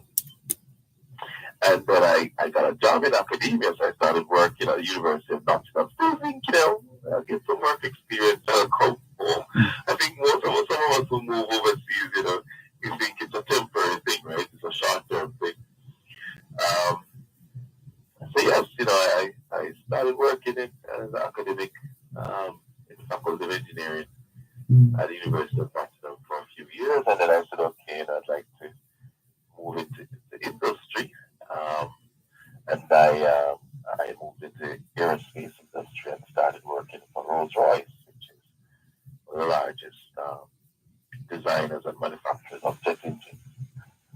So we supply jet engines for a number of well-known aircraft, such as the Boeing 7 and Dreamliner, the A350 from Airbus, the double-decker airplane, the A380 as well, and so on. And I was at Rolls-Royce rather for 10 years. Started out as a principal technologist and moved up the ranks. So some transition from engineering to management, and my final role there before I left was as the technology project lead for our future programs. So I was responsible for looking at what the engine of the future would be and trying to solve some of our more challenging technical problems. Um, so I was busy doing that, but at the same time, I was also heavily involved in the diaspora. In fact, my first diaspora conference was in 2006 as a much younger individual than I am now, and I was a youth leader, considered a youth leader at the time. You can imagine, in 2006, and this conference was held in Birmingham, in the UK. And I remained heavily involved in the diaspora, heavily involved in the Jamaican community in the UK for many years, culminating in me becoming a member of the Global Jamaican Diaspora Council for 4 years, the last 4 years, before I came home. So that was me. That was me. That was me in the UK. And I was busy. I was busy being an aerospace engineer. Supporting the diaspora, being because even before I joined the Global Jamaican Diaspora Council, I was the chairman of the Jamaican Diaspora UK, which was a national umbrella organization in the UK. I'm also a qualified football coach, qualified cricket coach, so I was busy doing that. And I'm a radio broadcaster. So I was a radio broadcaster in the UK for 13 years. So I was very busy, doing, a lot of things in the United Kingdom. But Jamaica was never far from my mind. I would visit the country from time to time because my mother lived my parents lived here. My mom and my mother never left. My dad never left the country, although I grew up with my mom primarily. So my dad is someone I discovered later on in life. And, so I'd come home and visit my mom and my family from time to time. And I kept a connection with the University of Technology as well, Um, but yes, when I started the year in 2023, I was not expected to be in the country. But um, by around April, a headhunter got in touch with me and said, you should apply for this position. And I hesitated for several reasons because, of course, my family is in the UK. I have 2 young children. As much as I love Jamaica, my life was kind of in a routine in the UK, I enjoyed my job at Rolls Royce, and I was doing some very interesting things there, working on a very complex machine, as you can imagine, and so it wasn't something that I initially jumped to, but the headhunter was quite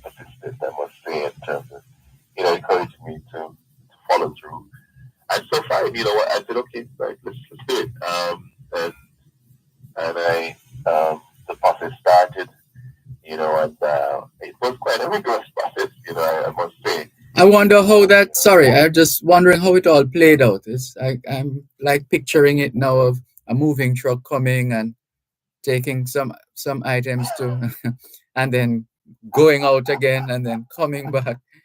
I tell you,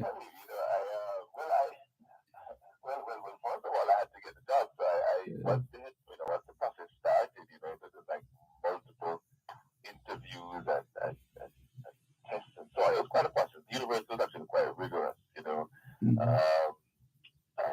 They did put me through the mill to, before they gave me the job. So I was very privileged and honored to be offered the job in July. So yeah, you could say it's almost a year since I was offered the role, and then they wanted me to come in August, and I said no. Can we do it in September? Because I still need some time to wind down my job here at Rolls Royce and family and so on. So it really moved very quickly, and so by the 11th of September last year, I was in Jamaica. And because it had happened so quickly, I had to just up sticks and leave my family behind. In fact, I'm still here on my own. They have not joined me yet, so it's still something we're working on. My son should be here, and then the plan is to put him in school in September.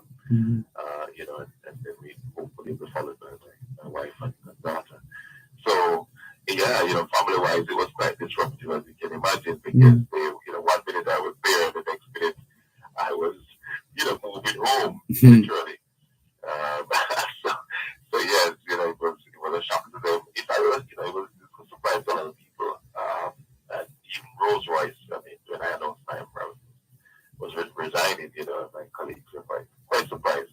They weren't expecting that at all. So yes, it kind of moved at pace, and I'm here. And I came home and started the job last year, and it's been my greatest honor and privilege, to be honest. I've always been someone who strongly believes in service to community. And if you look at my profile, I have a very strong history of being in the community, and especially when I was in the UK, volunteering in the community, and supporting people wherever I could. And for me, I see this as service to the country, and just giving back. I have significant professional experience as an academic and also as an aerospace engineer, and to lead Jamaica's Technology University is a privilege, and I'm bringing all of that experience to bear in terms of transforming the institution. UTEC stands as Jamaica's largest national university, and the focus is on science, technology, engineering, and mathematics. So that's STEM, which a lot of people, I'm sure, are familiar with that acronym now. And we have over 11,000 students, over 100 programs, and we have been in existence for the last 65 years. Delivering over 60,000 graduates, and these graduates have been making an impact on Jamaica, but also regionally and globally. Over 80% of Jamaicans with tertiary education leave the country. So that's not just my university, but Jamaicans in general who have a university education or tertiary education. 80% of them leave the country. That's a significant number of people who leave. I was part of that statistic until I came home. So we're preparing graduates for the world of work globally. One moment, please, Dr. Brown. We'll come back to you in just a moment. You're listening to Power 106 FM. The time is now 15 minutes to 8 o'clock in the morning here at Broadcast House, 32 Lyndhurst Road, Kingston 5, St. Andrew, Jamaica, which means it's 5:45 a.m. in Los Angeles, in the United States of America. How much do you know about spices and the impact they have on your everyday life? Join us every first and third Thursday during Farm Talk with Althea McKenzie at 6:18 a.m. for Spice of Jamaica. We'll give you tips, tidbits, and interviews about the revitalization and sustainability of the Jamaican spices, including ginger, turmeric, and pimento. That's Spice of Jamaica every first and third Thursday at 6:18 a.m. during Farm Talk with Althea McKenzie, right here on Power 106 FM. Spice of Jamaica is brought to you by the U.S. Department of Agriculture Food for Progress Jamaica Spices Project.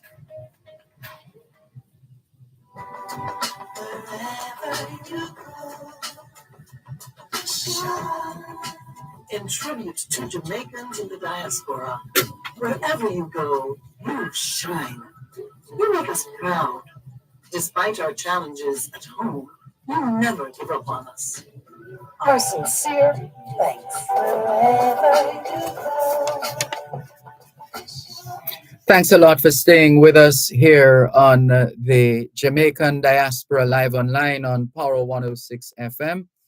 And with us still is the very, very committed coach. I forgot about the sports part, the coaching. How big was that for you? Or when I say big, meaning in terms of significant for you, being able to engage in coaching? Yes, well, cricket is my first love. You could argue maybe I came to cricket late in life. I don't know. Because I started playing cricket in high school. So I started playing cricket when I was 13 at Herbert Marshall Technical High School, and I just fell in love with the game.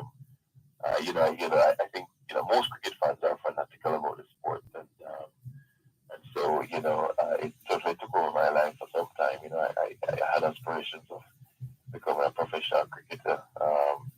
Don't know if I had the talent for it, but I could play. As a decent cricketer, I think.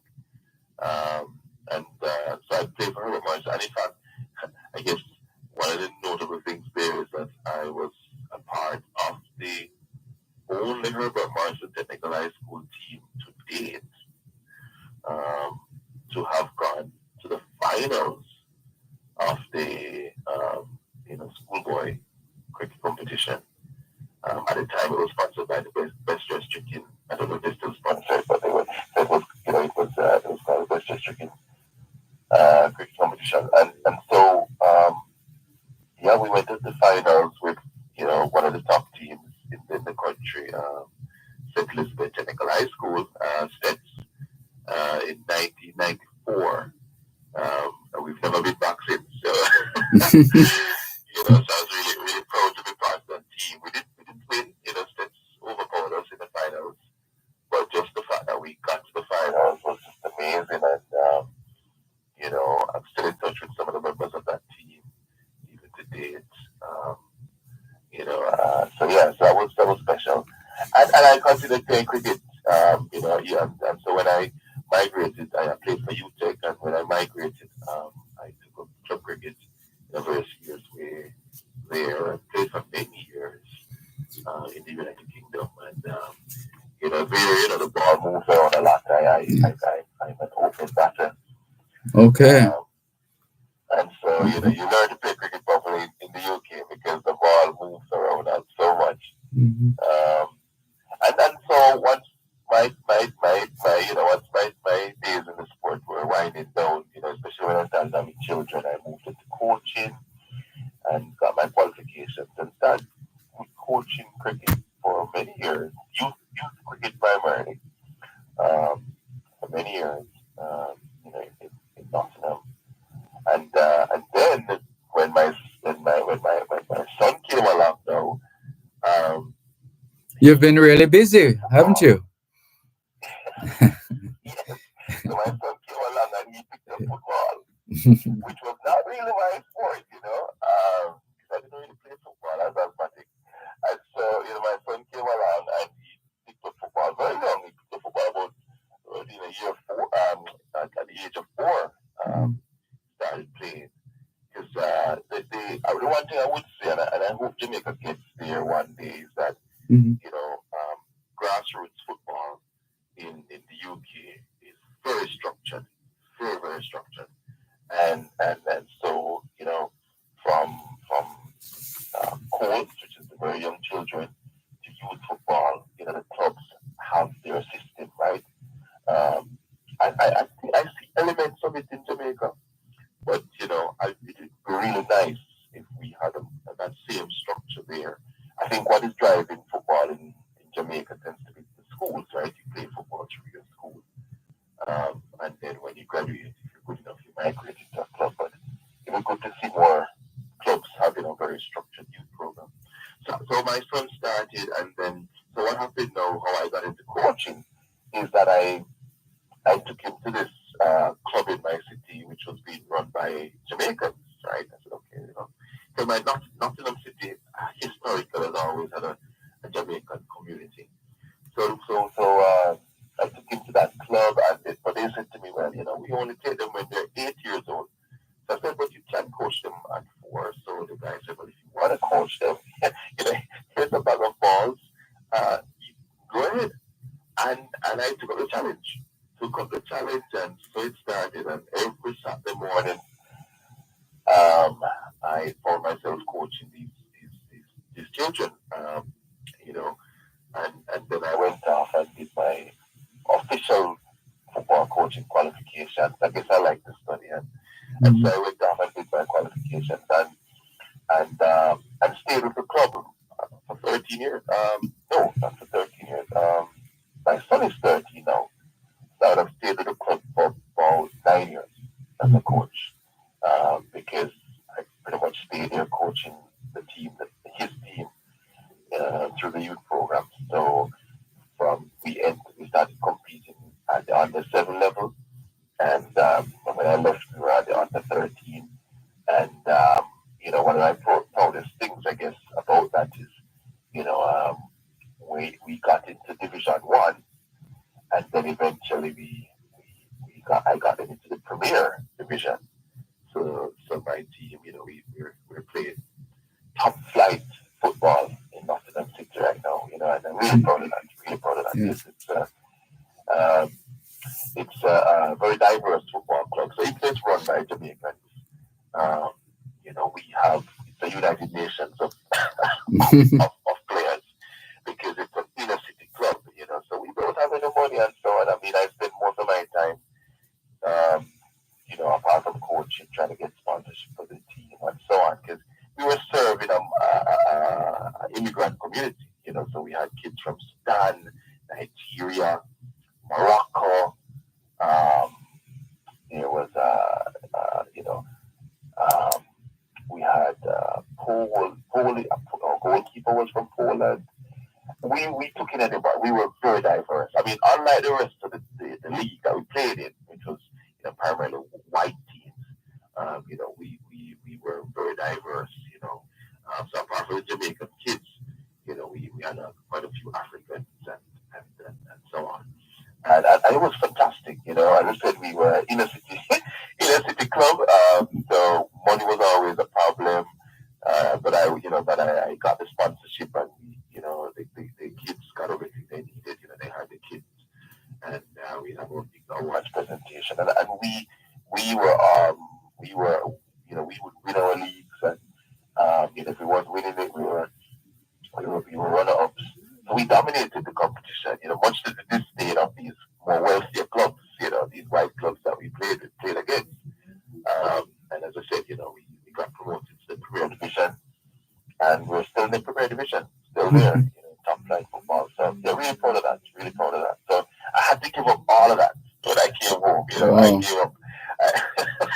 Yes. So, have you tried to replace any of these other things that you have to do or participating, as in football, etc.? Did you have to make any major changes? Well, I tell you, one of the things with coming home, especially for this job, because it's quite a big responsibility, and the university um, requires a lot in terms of, we're at a stage where we need to transform. There's a lot of change that needs to happen. So, um, I wrote so many resignation letters when I was leaving because I was so heavily involved. I resigned from my radio broadcasting post, after 13 years. Um, I was a radio broadcaster in Nottingham, a presenter of a talk show on 97.5 FM. Thank you, sir. And then I resigned from my football club as a coach and manager after 9 years. I gave up my position on the Global Jamaican Diaspora Council. I resigned from several other volunteering positions that I had, community positions that I had. I, of course, ultimately resigned from my job at Rolls Royce. Yeah, pretty much, and since coming home, my sole focus has been on UTech. So I've not really been able to branch out and do a lot of community work as I used to do in the UK. But I think that will come. I think as I settle more and things at UTech settle down a bit and in terms of change that I'm trying to implement, it will, I'm hoping to carve out some space to do a lot more. So, like for example, recently I went to Boys Town, which is in a city, Kingston here, and I realized there's quite a bit of a need, to support them. Boys Town, for those who don't know, is pretty much, in the heart of the inner city in Kingston. So you've got, on the walls of it's like a sports complex, and on the walls, around the periphery of Boys Town, is Rima, Georgetown, all these inner city communities are there. And, I'm going to see if I can find some time to probably give back through that maybe. Yes. And I'm in touch with the leadership team down there. So I'm hoping to find a time. But no. Since coming home, Dervan, I've had to give up. I gave up everything that was going on in the UK. And UTech so far has been all consuming. It's been my reason there. It's been the main thing that I've been focusing on, apart from when I was called back to serve on the Diaspora Conference recently. Speaking of which, I see Dr. Trevor Dixon, founder of Jaja Foundation, emergency medicine physician at Jacobi Medical Complex in the Bronx in New York, saying good morning from the Bronx, New York, where it's currently raining. And Barbara Hart says, oh, it's raining heavy up here in Stony Hill. We just have to keep safe as we can. Welcome, Dr. Kevin Brown. I just hope one day in my lifetime I can see our global Jamaican diaspora has a place in our Senate to represent many others, and more things can jump on board for our diaspora across the globe. So let's talk diaspora for a bit now, please, Dr. Kevin Brown. You had awesome responsibilities, awesome duties with respect to putting the program together and receiving all kinds of accolades in terms of your role and input in the program. Where have you been able to find time from? I mean, you hardly got your feet wet, much less soaking, and you're still working overtime, it seems. Indeed. I mean, I well, first of all, I was grateful. I'm always grateful to serve our country. That's the first thing. And so when the Ministry of Foreign Affairs got in touch and asked me to chair the program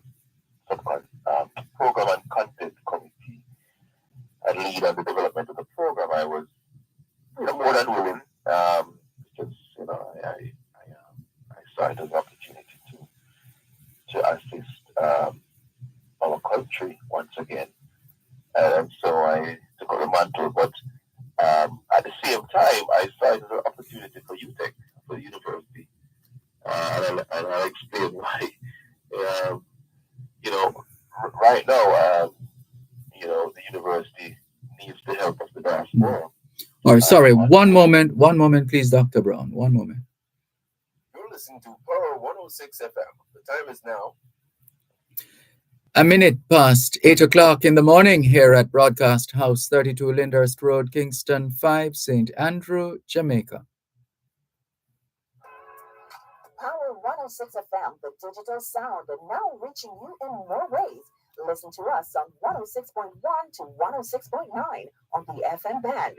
You can also listen to us on the Power 106 FM app, which you could download on the Google Play Store or the Apple Store. You can tune in on your mobile phones by dialing 631-359-8281 if you're in the US. And if you're in the UK, you can dial 0330-606-0953. Plus, listen to us on onespotmedia.com and the One Spot Media app, or log on to go-jamaica.com. Power 106 FM, where all views can contend, giving you powerful talk radio in so many ways, on air and online.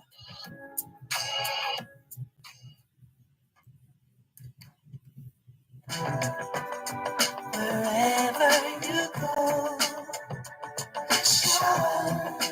In tribute to Jamaicans in the diaspora, wherever you go, you shine. You make us proud. Despite our challenges at home, you never give up on us.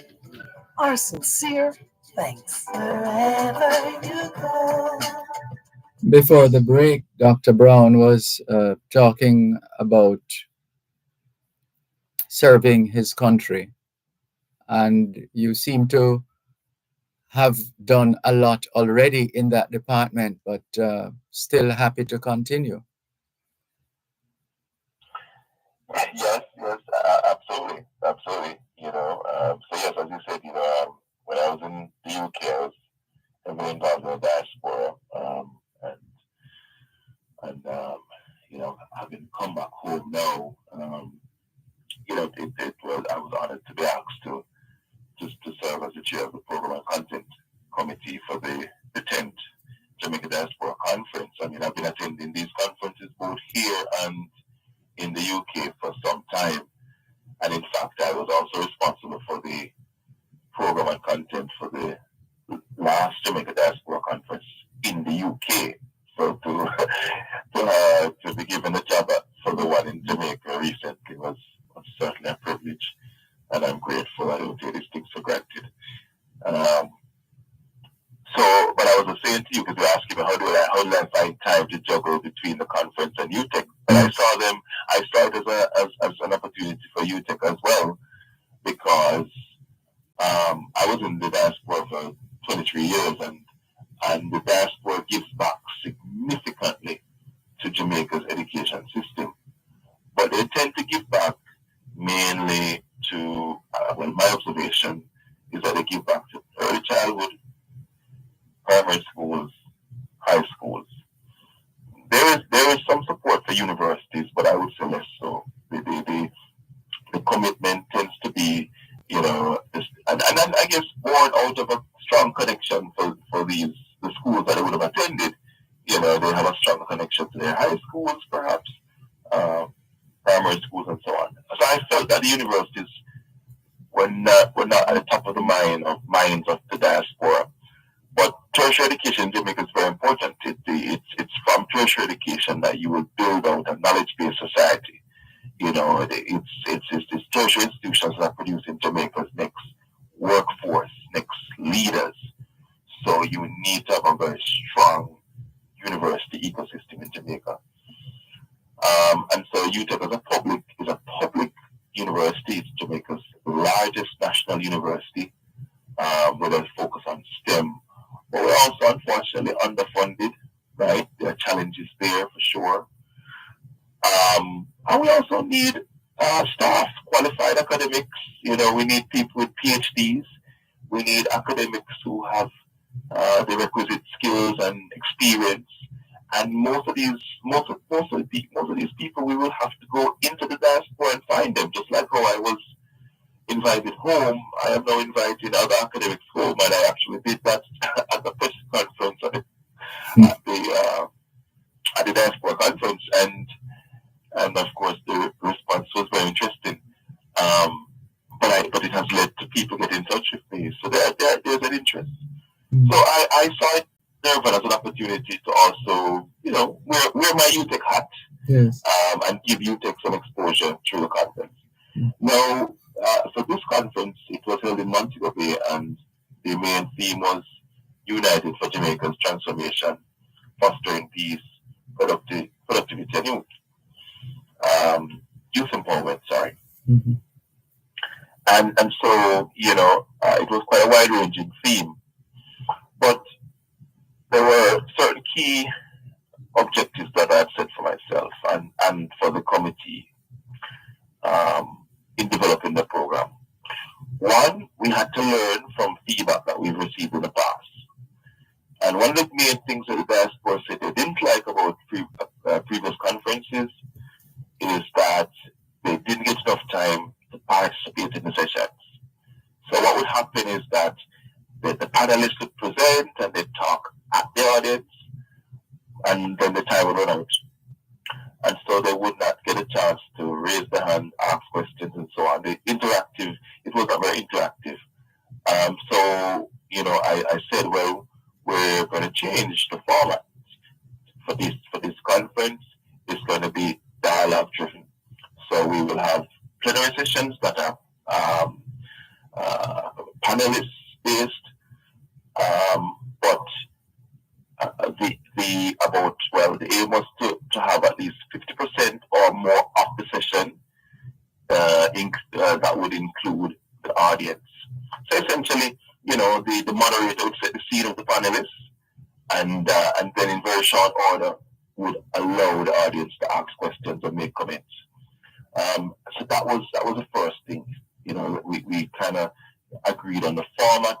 Of course, it wasn't straightforward. There were still some panelists and, even government ministries, departments and agencies who felt that they wanted to give presentations, and I said, no, the diaspora doesn't want that. They want to talk. They want us to have a conversation. So I was lucky enough to convince them to stick, trust me on it, just trust me. And we went ahead with that format. I think it worked really well. And,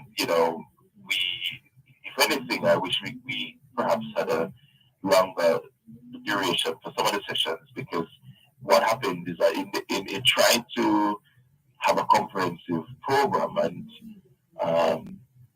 to satisfy the needs not only of our stakeholders but our sponsors, the program became quite heavy. There was a lot going on, and so some of the sessions weren't as long as I would have wanted them to be, but nonetheless, all the sessions allowed for audience interaction, and I was really pleased to see that. So we had long queues at the microphones. The audience, as I knew would happen, they wanted to talk, right? So for those who didn't get a chance to ask their questions in a formal session, we tried to get the panelists to stay behind so they could informally speak to the audience, as the conference continued. So that happened as well. And we tried to cover topics that we felt were very important to the diaspora and to Jamaica. We couldn't speak about everything, but we made a concerted effort to choose the topics carefully. So we spoke about investing in Jamaica because the diaspora are investing in Jamaica. And so we wanted to expose them to the ever-growing opportunities for them to participate in the Jamaican economy as investors, and to own piece of the rock, So we had a really good session on investing in Jamaica, doing business in Jamaica. We heard from Senator Arvin Hill, you know, um, from Ministry of Commerce and Business, talking about the many opportunities. Jumper was there, and one of the things that we tried to do for all the sessions is get someone from the diaspora to be on the panel or to moderate the session. We wanted to make it truly a diaspora conference in every way possible. And so for the this session that focused on investing in Jamaica, we had Winthrop Wellington or Drop as a very popular YouTuber, but he's from the diaspora, lives in Jamaica, is owner of Travelers Resort in Negril. He's also a YouTuber, and so he was talking as a diaspora, as someone who lives in America, came home and lives here now, doing business here in the hotel industry. So that was amazing, right?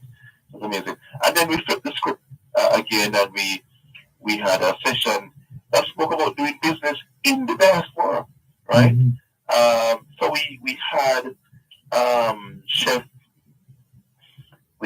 Chef Winford Patrick Simpson from New York, from America, who owns Simpson's restaurant and bar in New York, and I used to open that now in Atlantic City, and he spoke about doing business in the diaspora. I mean, I think it was the first time we're doing something like that, where he shared his experience of what it's like to live overseas and do business there. So we wanted to make sure that diaspora had a chance to talk about their lived experience. It wasn't all about what's happening in Jamaica. We also wanted them to talk about what it's like to live overseas and to succeed. I mean, I'm really proud of Chef Simpson, what he's achieved, and the many other Jamaicans who own businesses and run businesses across the globe, in Canada, UK, USA, and elsewhere. And then we had sessions on healthcare, education, crime. I mean, that's always a popular topic, so we spoke about crime and peace, in Jamaica. Or how the great efforts being done to keep the peace in Jamaica. And so we had a session, a one-to-one session with the new police commissioner, Dr. Kevin Blake, who spoke about, how he rose to the police ranks to be the commissioner and his mission and vision for the force. And then we had a panel discussion as well, looking at national security. And that was an amazing session. And so we spoke, there were many topics covered, and it was a very, very packed program. One where I think everyone who attended, got something from it. But more importantly, Dervan, this was one of the most successful conferences, not just because of program, but because, we had one of the largest delegations, over 1,000 people found themselves in Montego Bay. In fact, perhaps one of the most iconic moments, and you were there, Dervan, so you saw it for yourself, was on the Tuesday when we had the open ceremony with the Prime Minister as a special guest. And it's the room that was held in is a huge room, right? If anybody's familiar with the Montego Bay Convention Center, the rooms aren't small. And we had one of the biggest ones there as the main hall. And for the open ceremony, there was standing room only. The place was packed, right? Packed. And I think even the Prime Minister was just surprised when he came in and the number of people there, over 1,000 people attended the conference. It was busy, busy 4 days, because you had 3 days of the actual conferencing program. And then on the fourth day, you had the diaspora day of service, where the members of the diaspora go out and do community service. And in fact, I said 4 days. On the Sunday, we had a reception as well before the conference started. So it was hectic, it was busy, but I'm really proud of the outcomes. And just to remind the diaspora, that these conferences serve several purposes. You know, one is to update the diaspora and the delegates who attend. One moment, please. Come back to that update after this break, please. You're listening to Power 106 FM. The time is now 15 minutes past 8 o'clock in the morning here at Broadcast House 3132 Lyndhurst Road, Kingston 5, St. Andrew, Jamaica, which means it's 10:15 a.m. in Hamilton, Bermuda. Coming soon, a new voice to the Morning Agenda team. Morning Agenda, continuing the tradition of hosting riveting discussion on issues locally and internationally. Morning Agenda, speaking with the stakeholders, movers and shakers of our day. Morning Agenda, providing the platform for healthy public debate. And coming soon, a new voice to serve listeners in Jamaica and around the world. Stay tuned to the Morning Agenda on Power 106 FM, where we set the agenda. Tune into Power 106 FM for Power and Glory every Sunday from 9 a.m. to 12 p.m. Power and Glory with the extraordinary Alpha Mackenzie. Join us for the inspired word and reflections, as well as soul-stirring gospel music every Sunday with Alpha Mackenzie from 9 a.m. to 12 p.m. on Power and Glory on Power 106 FM, the Power 106 FM app, One Spot Media, at go-jamaica.com.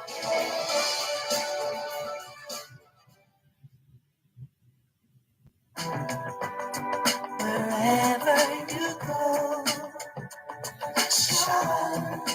In tribute to Jamaicans in the diaspora. Recapping the 10th biennial Jamaica Diaspora Conference here on the Jamaican Diaspora Live Online on Power 106 FM. I'm Dervan Malcolm, and we are absolutely honored and delighted to have the president of the University of Technology, Dr. Brown, for his stewardship and the other members of his team in terms of delivering this quality conference. And Dr. Kevin Brown and his team really have done a remarkable job. So thank you for holding the line again, Dr. Brown, and let's pick it up again from where we left off. Yes. Yes. Thank you, Dervan. So, as I was saying to you, when you look at the desired outcomes from the conference or these conferences, because by the way, this is the 10th staging of the conference. So it's a biennial conference, so we have been going for 20 years, right? And I just find that remarkable, and I don't want it to be lost on your listeners, that these conferences started 20 years ago under different administration. And so the conferences have transcended political parties, government administrations, and continue. And that is a good thing because it signals that the government, whatever color, recognizes the importance of the diaspora and recognizes the importance of having these conferences to bring the diaspora together to have dialogue, right, on issues that matter to them. And so that was a key thing for us celebrating the 10th anniversary of these conferences. And long may it continue. But one of the things that the conference is about, the aim is one aim is to bring the diaspora together, as in bring them home. So it's like a homecoming, right? So hundreds of them came home, and it's a networking opportunity on many levels. One, to meet government ministers, because the conference has strong support from the government. I mean, you name a minister, they were there, and they were there in a way that most of us probably won't get the opportunity in other forums, because not only were they on the stage, but they were mingling around. You could literally walk up to a government minister and have a chat. Mhm. right? And so many diasporans took the opportunity to do that and to engage the government. So it wasn't, because as Jamaicans overseas, we have a view on Jamaica. We talk about Jamaica all the time. We have a view on the government's performance. And so, but at the conference, you can hear from the government. They can tell you. You can see them in live in living color. They can tell you what they've been doing. You can ask them a question. And you can speak to them. I mean, Senator Kamina Johnson Smith, Minister Terry Long, from the Ministry of Foreign Affairs and Foreign Trade. They were there throughout, walking around, talking to people. Um, you know, and so that was just remarkable. And then also the networking between the diaspora communities. So those from Canada could meet the Americans, and the Americans could meet the ones from Britain, and the British could meet the ones from Europe, and so on, right? And then you have this massive marketplace that had ministries, agencies, departments, showcasing what they do for the diaspora in terms of government services. Then you have the private sector as well. One of the largest marketplaces I think we've had. We utilize the entire Montego Bay Convention Center complex, and it's a huge complex, and we utilize every crevice and corner. Right, it's a massive conference. And so, I just want to, say thanks and acknowledge the hard work put in by everyone. The Ministry of Foreign Affairs and Foreign Trade, the team, Permanent Secretary Monteith, under Secretary Mrs. Boyd, Director Wilkes, Von Rochester, and many others. Many others. Just putting so much work into the conference. Supported by all the team in the Ministry of Foreign Affairs and Foreign Trade, and then across government. Mhm. All the ministries, all the agencies, you name it, they were fully engaged. They were there, but we can't leave out the private sector because this is a true public-private partnership Partnership. from the start up to now with Victoria Mutual, Jamaica National Group, Chris Kennedy, and many others. And this year, the conference chair was Courtney Campbell, president and CEO for VM Group.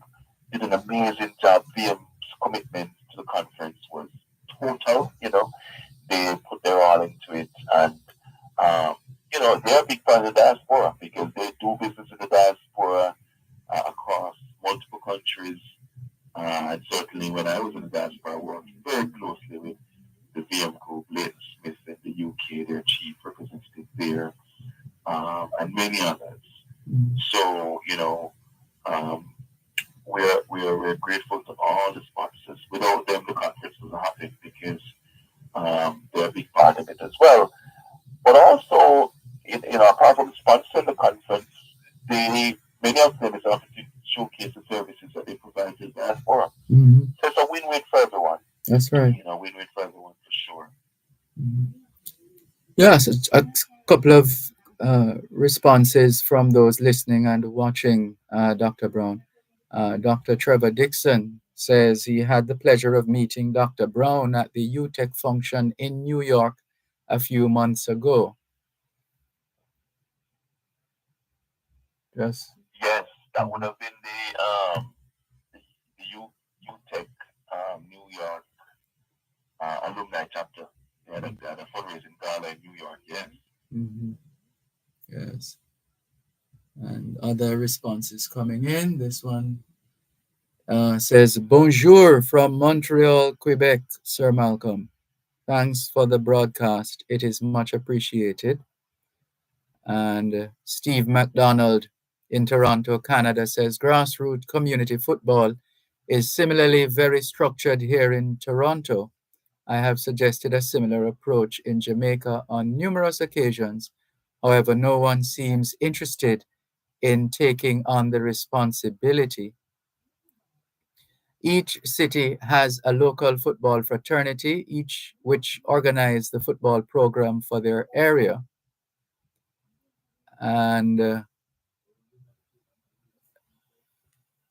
the program involves volunteer parents volunteering as coaches, young people volunteer as refs. It is a very good community building program.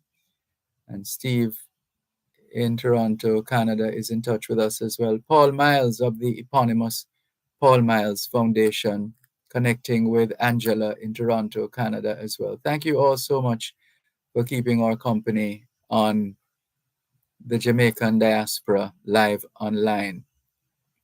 So let's get back to Dr. Kevin Brown, President of the University of Technology, UTech. And Albert says, good morning, Dervan. Can you ask your guest if the recording of the different sessions are available for review? What say you, Dr. Brown? Sorry, with what, sorry? No, I'm just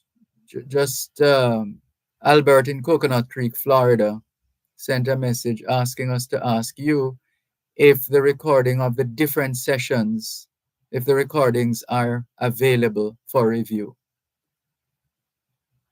Some are, yes. So we didn't live stream the entire conference, but if you go on the JIS YouTube channel, there are some sessions that were live streamed. The opening ceremony, for example, and I believe the plenary session on education. Some of the major sessions that we know there's significant interest were live streamed, but we didn't live stream the entire conference. It was not. It was a face-to-face conference, but they did have some live streaming, but of some aspects. So if you check out GIS, definitely on their YouTube page, and I think there are a couple of other outlets that were streaming as well, but definitely I know GIS did some streaming. So yes, you can catch up on that site. There will be a report as well. And I'm going to see if I can encourage the Ministry of Foreign Affairs and Foreign Trade to release it publicly, because I'm not sure we tend to do that. But I know that every conference has a report, and I think I've just been privileged enough, based on my involvement with the ministry in the past, to see the reports. But I'm not sure. I might be wrong, but I'm not sure they're released, and maybe we should start releasing them so that it just becomes a public document. And everyone can see what went on. But one thing I do know, Dervan, is that the government is committed to diaspora engagement, and the conference, it's a big example of that commitment. A lot of resources went into the conference, just to ensure that we maintain that engagement. But it's not just about the conference. Remember that we have a national diaspora policy. Which is under implementation as we speak. We also launched the Jamaica engagement portal at the conference. So this is now an online portal, something that I was championing when I was on the Jamaican Diaspora Global. How does that work? So it's a online portal which is meant to enhance our engagement with the diaspora globally, because we're living in a digital world, and so it has all of the resources on there, and so outside of a conference, what is meant to happen now is you can go to the portal, and the information is on there with respect to investing in Jamaica, and a number of other areas of interest are covered, and it was also meant to sort of be a community to bring the diaspora together online. So that was launched, and then there's a registration portal, as they call it, because the government there are two aspects. So there's an engagement portal, and then there's another one, which I hope they'll bring them together at some point. But there's another one that is a registration portal that allows you to register yourself as a member of the diaspora. So the government is able to know, who you are, where you are, and have a profile. And having a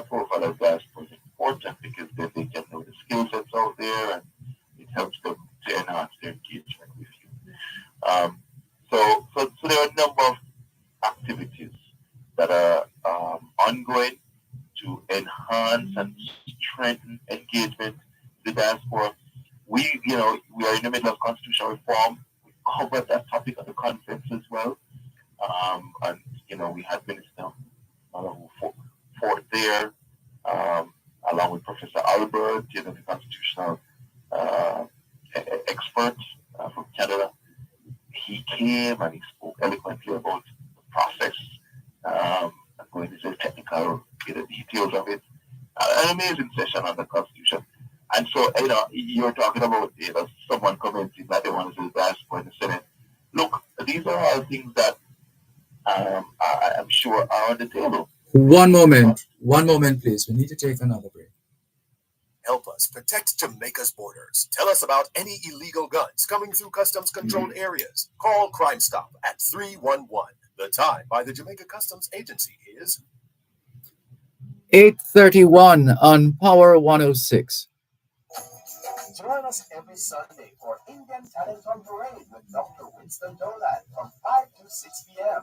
Listen and learn all you need to know about the Indian community, culture, and music. That's Indian Talent on Parade with Dr. Winston Dolan, 5 to 6 p.m. every Sunday, right here on Power 106 FM and the Power 106 FM app.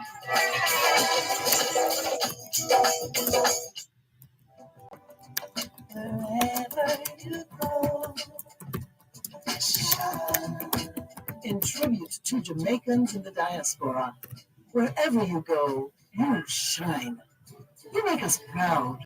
Despite our challenges at home, you never give up on us.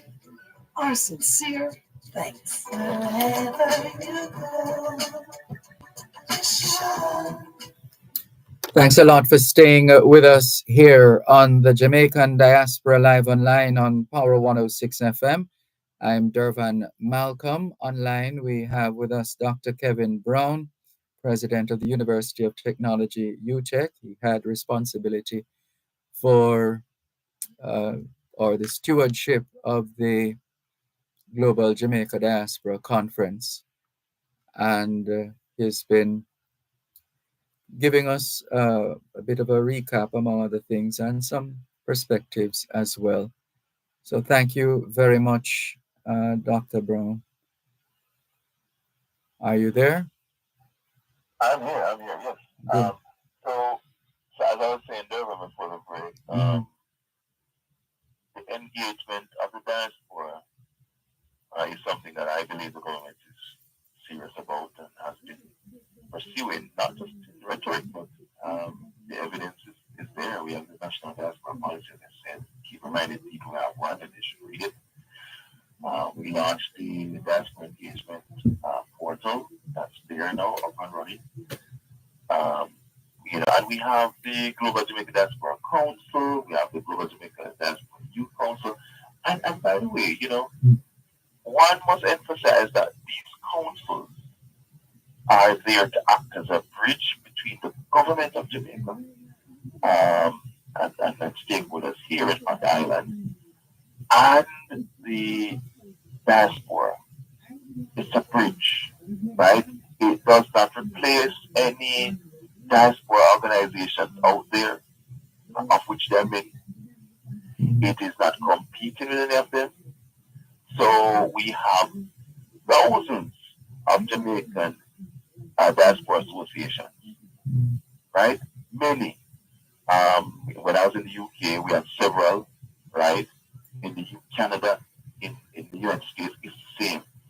These councils, these diaspora councils, are not competing with them. It's not trying to mirror. It's a different thing.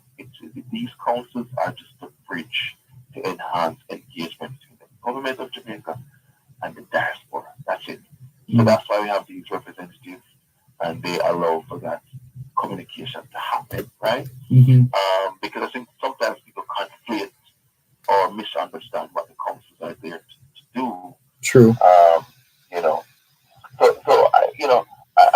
I think really what we want to see now is a united diaspora. Yes, not agree on everything, but where there's common ground, we should move forward.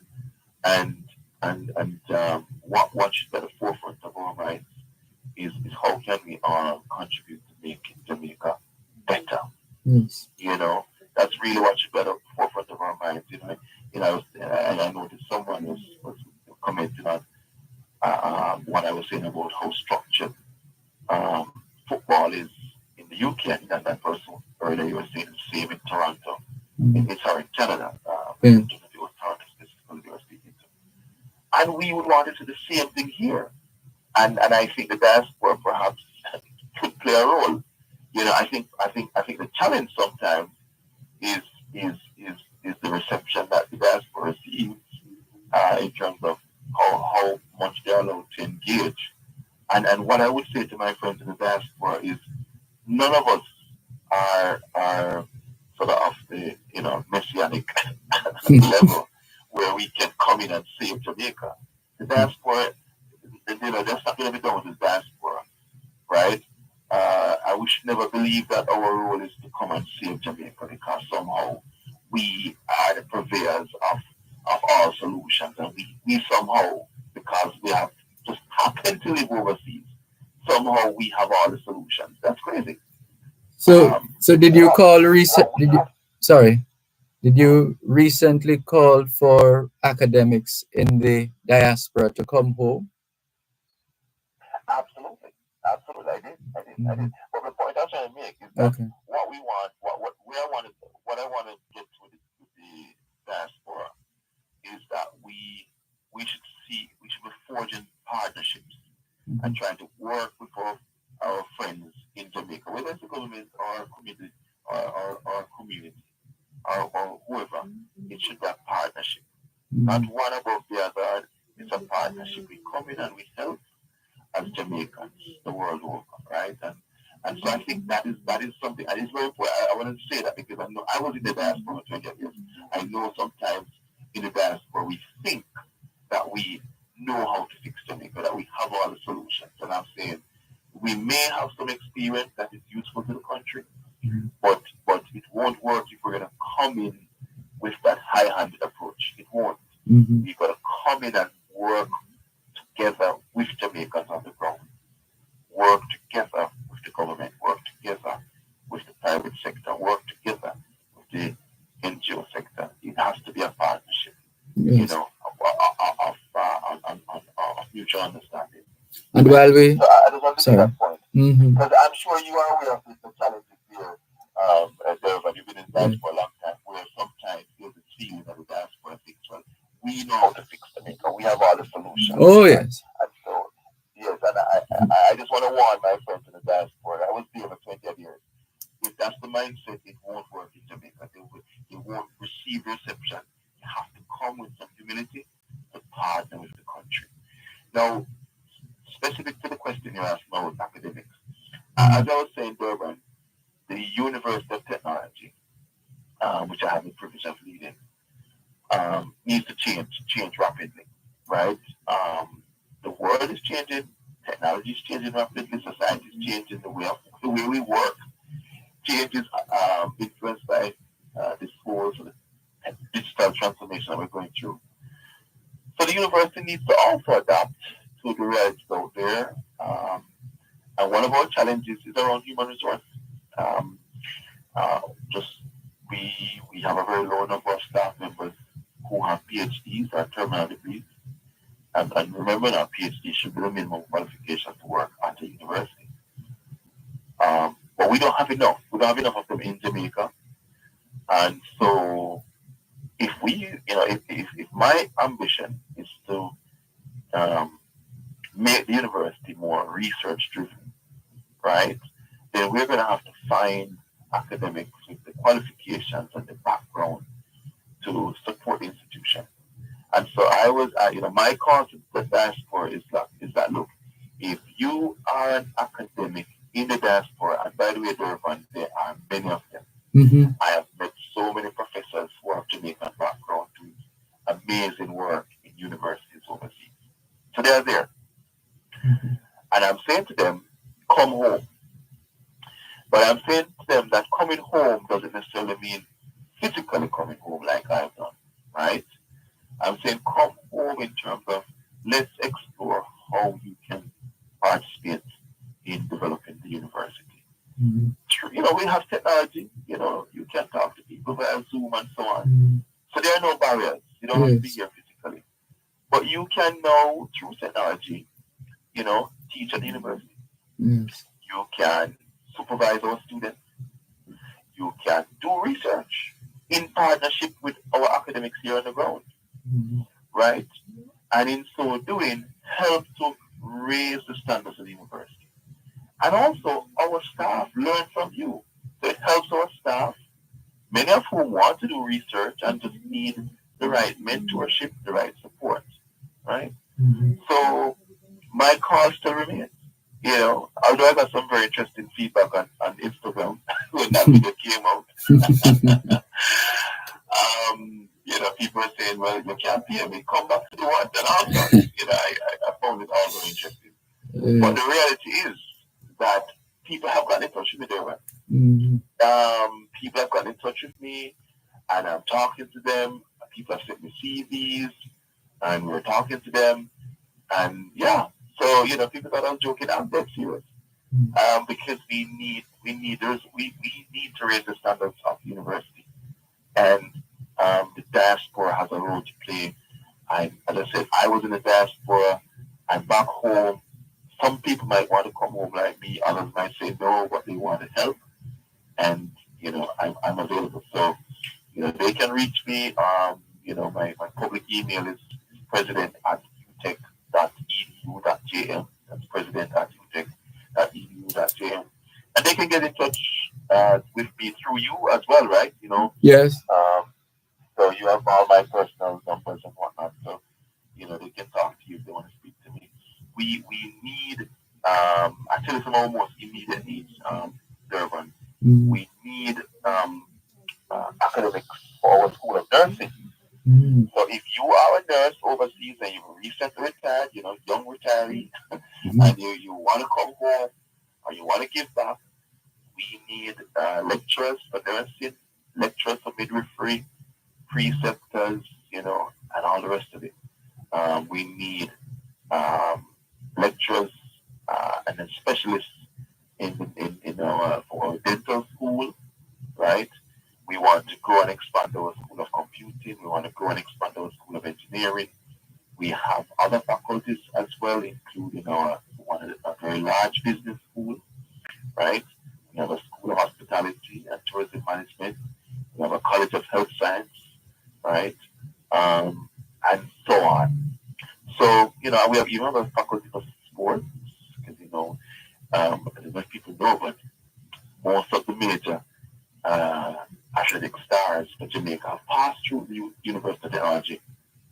Shelley and Fraser Price, you see in board, Asafa Powell, Sharon Sims, Sherika Jackson, they're all UTech, right? In partnership with the MVP Athletic Club. We have been producing these superstars at the university and giving them an education at the same time, Mhm. right? So the university is a national treasure, Mhm. and we have been in service of the government of Jamaica and the people of Jamaica for 65 years, and will continue to do so. We will continue to produce Jamaica's next workforce. Yeah. Um, but it's not only the workforce of the nation, but regional workforce and the global workforce. But we need this support, and the support is not just back from home. We need financial support. The university is underfunded, right? The government gives us a subvention, but it's not enough. So we need our alumni out there listening in the diaspora to give back. We need all Jamaicans in the diaspora to support the university one way or the other. And not just in cash, but in kind. We need to upgrade our equipment. We need to upgrade our laboratories. So the need is great. And I look forward to working with the diaspora in one shape or the other. And one of our regular listeners, Albert in Coconut Creek, Florida, says, Dervan, one suggestion for the next conference: recording of all plenary sessions should be recorded. Uh, because a lot of I people. believe. Oh, sorry. Go ahead. All right, hold a moment. Let's come back on that point after the break, please. You're listening to Power 106 FM. The time is now 15 minutes to 9 o'clock in the morning here at Broadcast House 32 Lyndhurst Road, Kingston 5, St. Andrew, Jamaica, which means it is 15 minutes to 3 o'clock in the afternoon in London, England.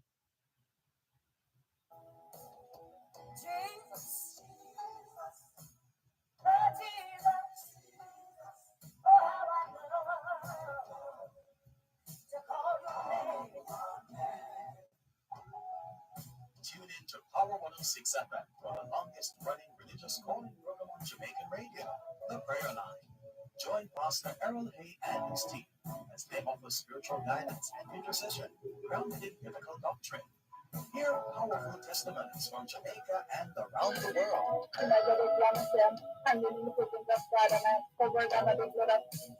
The Prayer Line, a source of support and inspiration in these trying times. That's The Prayer Line on Power 106 FM, Sundays at 6:30 p.m. Join us. You shall live, declare the Lord. Amen. You shall be a living testimony. You're on the Lord's side. Wherever you go, in tribute to Jamaicans in the diaspora, wherever you go, you shine. You make us proud. Despite our challenges at home, you never give up on us. Our sincere thanks. Wherever you go, you shine.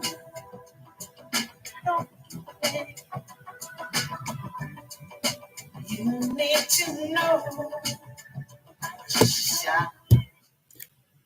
Right, so to get back to that message that was sent to us by Albert in Coconut Creek, Florida, he says, Dervan, one suggestion for the next conference regarding recording of all plenary sessions should be recorded because a lot of people might have interest in several sessions but can only attend one at a time. Dr. Brown?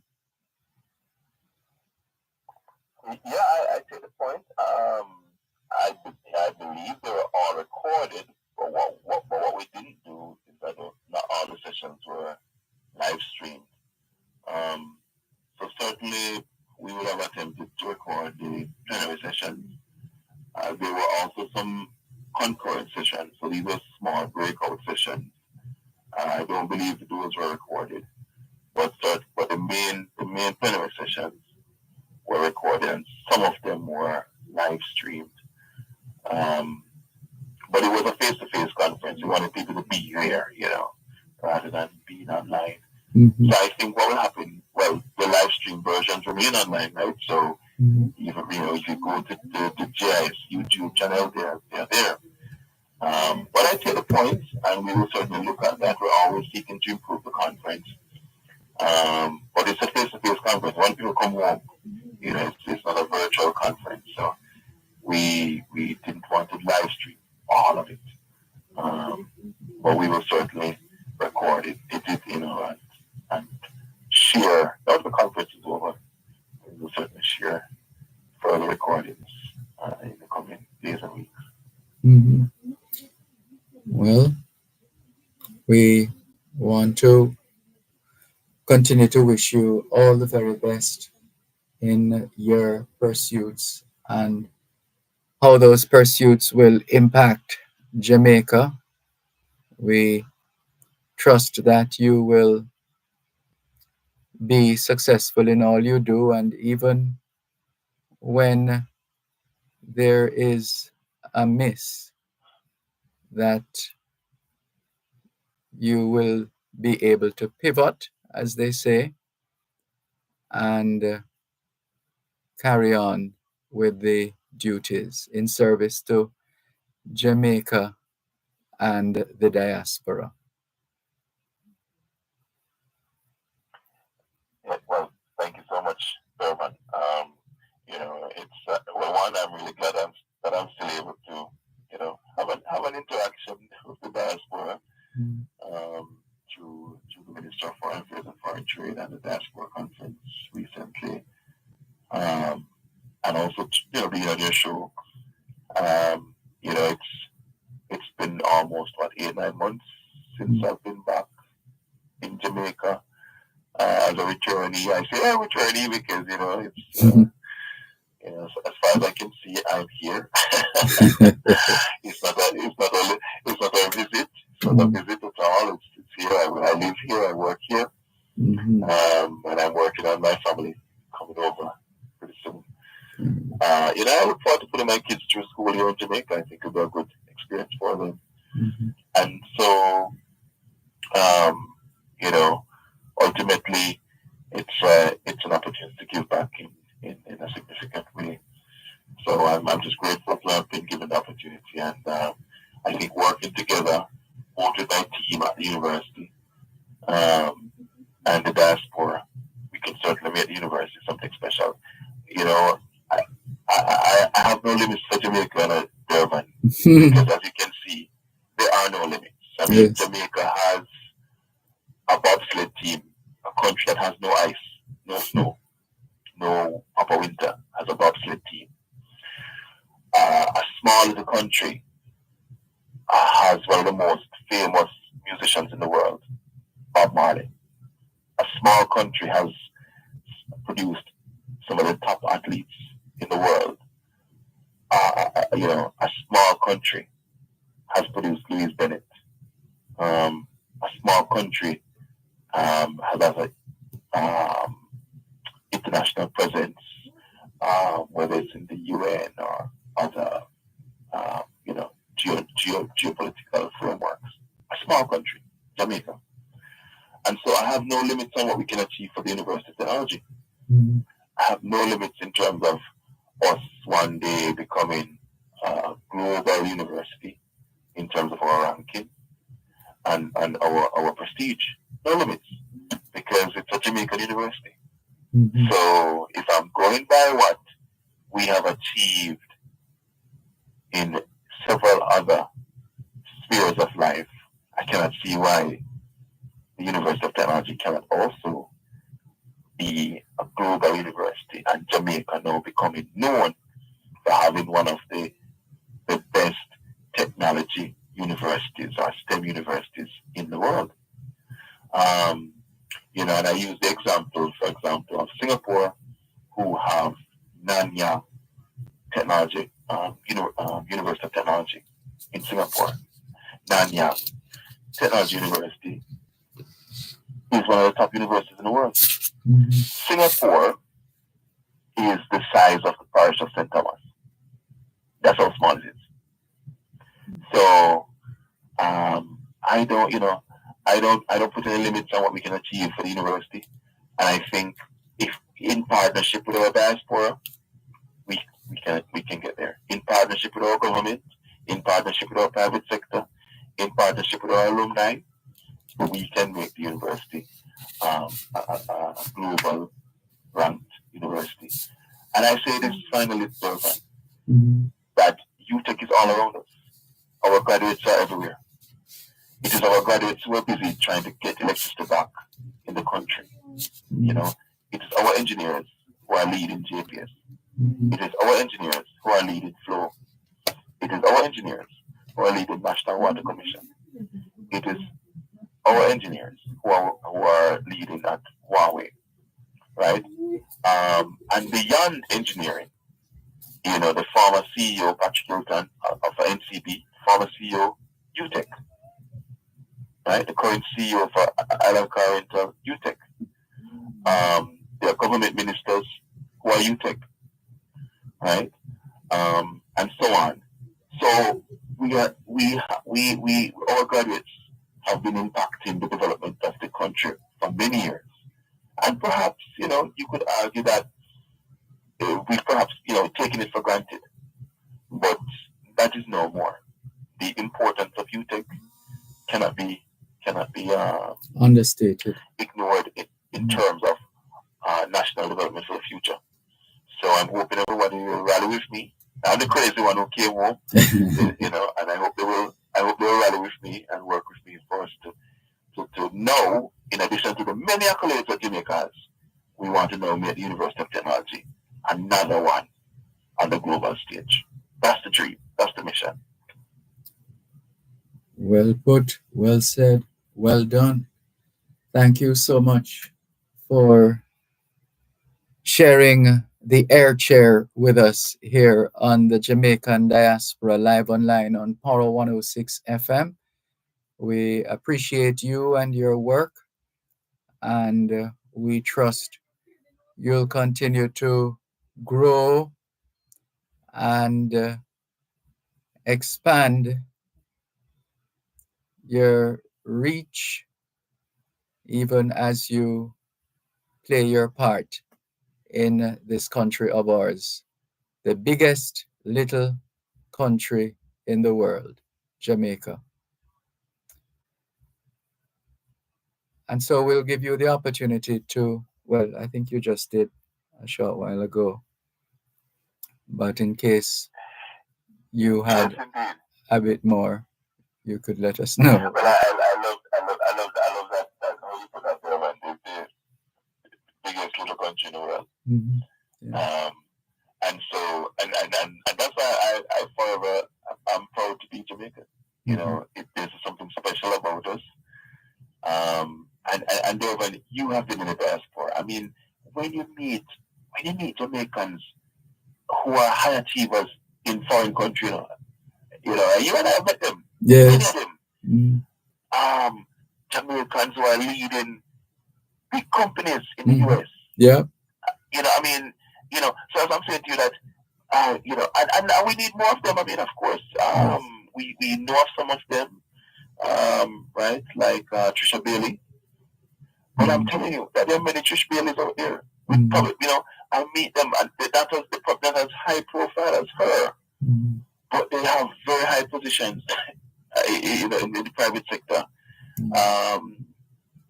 Just recently, for example, we had a conference at the University of Technology on nuclear energy because Jamaica has an interest in that technology, and it is this, Dr. Charlene Smith, this Jamaican, this nuclear energy expert in America, who we work with to put on a conference. So we have this Jamaican who's a nuclear engineer. There are no limits for Jamaica. I wake up every morning just thankful that I just happen to have the passport. It's a privilege, and so you've been a national treasure as well there. The diaspora certainly has benefited from you giving us the opportunity to be on the airwaves, not just today, because you're pretty much on air and doing diaspora all week as well. And so we're always grateful for that, So, yeah, man, I'm excited about the future. And thanks again for having me on the show. I really appreciate it. I'm happy to come back and to update you on the mission that we have at UTech to make this a globally recognized university. So that's the next thing that Jamaica should put in its hat, and we need that because we need to produce a knowledge-based society. That's right. So UTech has to produce those graduates. Absolutely. Well, we are very hopeful in what is to come. And we thank you very much for obliging. And we thank the members of our technical and production team behind the scenes, Silly Spinnock and Shandell Forbes. I think Davin Thomas as well. And thanks to you, our viewers and listeners all over the globe, for making it the Jamaican Diaspora Live Online. All things being well, the Jamaican Diaspora Live Online returns next Saturday. Till then, this is Dervan Malcolm reminding all of us that every day is an opportunity to do better than yesterday. Have a great weekend. Thank you for joining the Jamaican Diaspora Live Online with Dervan Malcolm, only on Power 106 FM. You're listening to Power 106 FM. The time is now 9 o'clock. If the music is great, you must be listening to Power 106. Bye.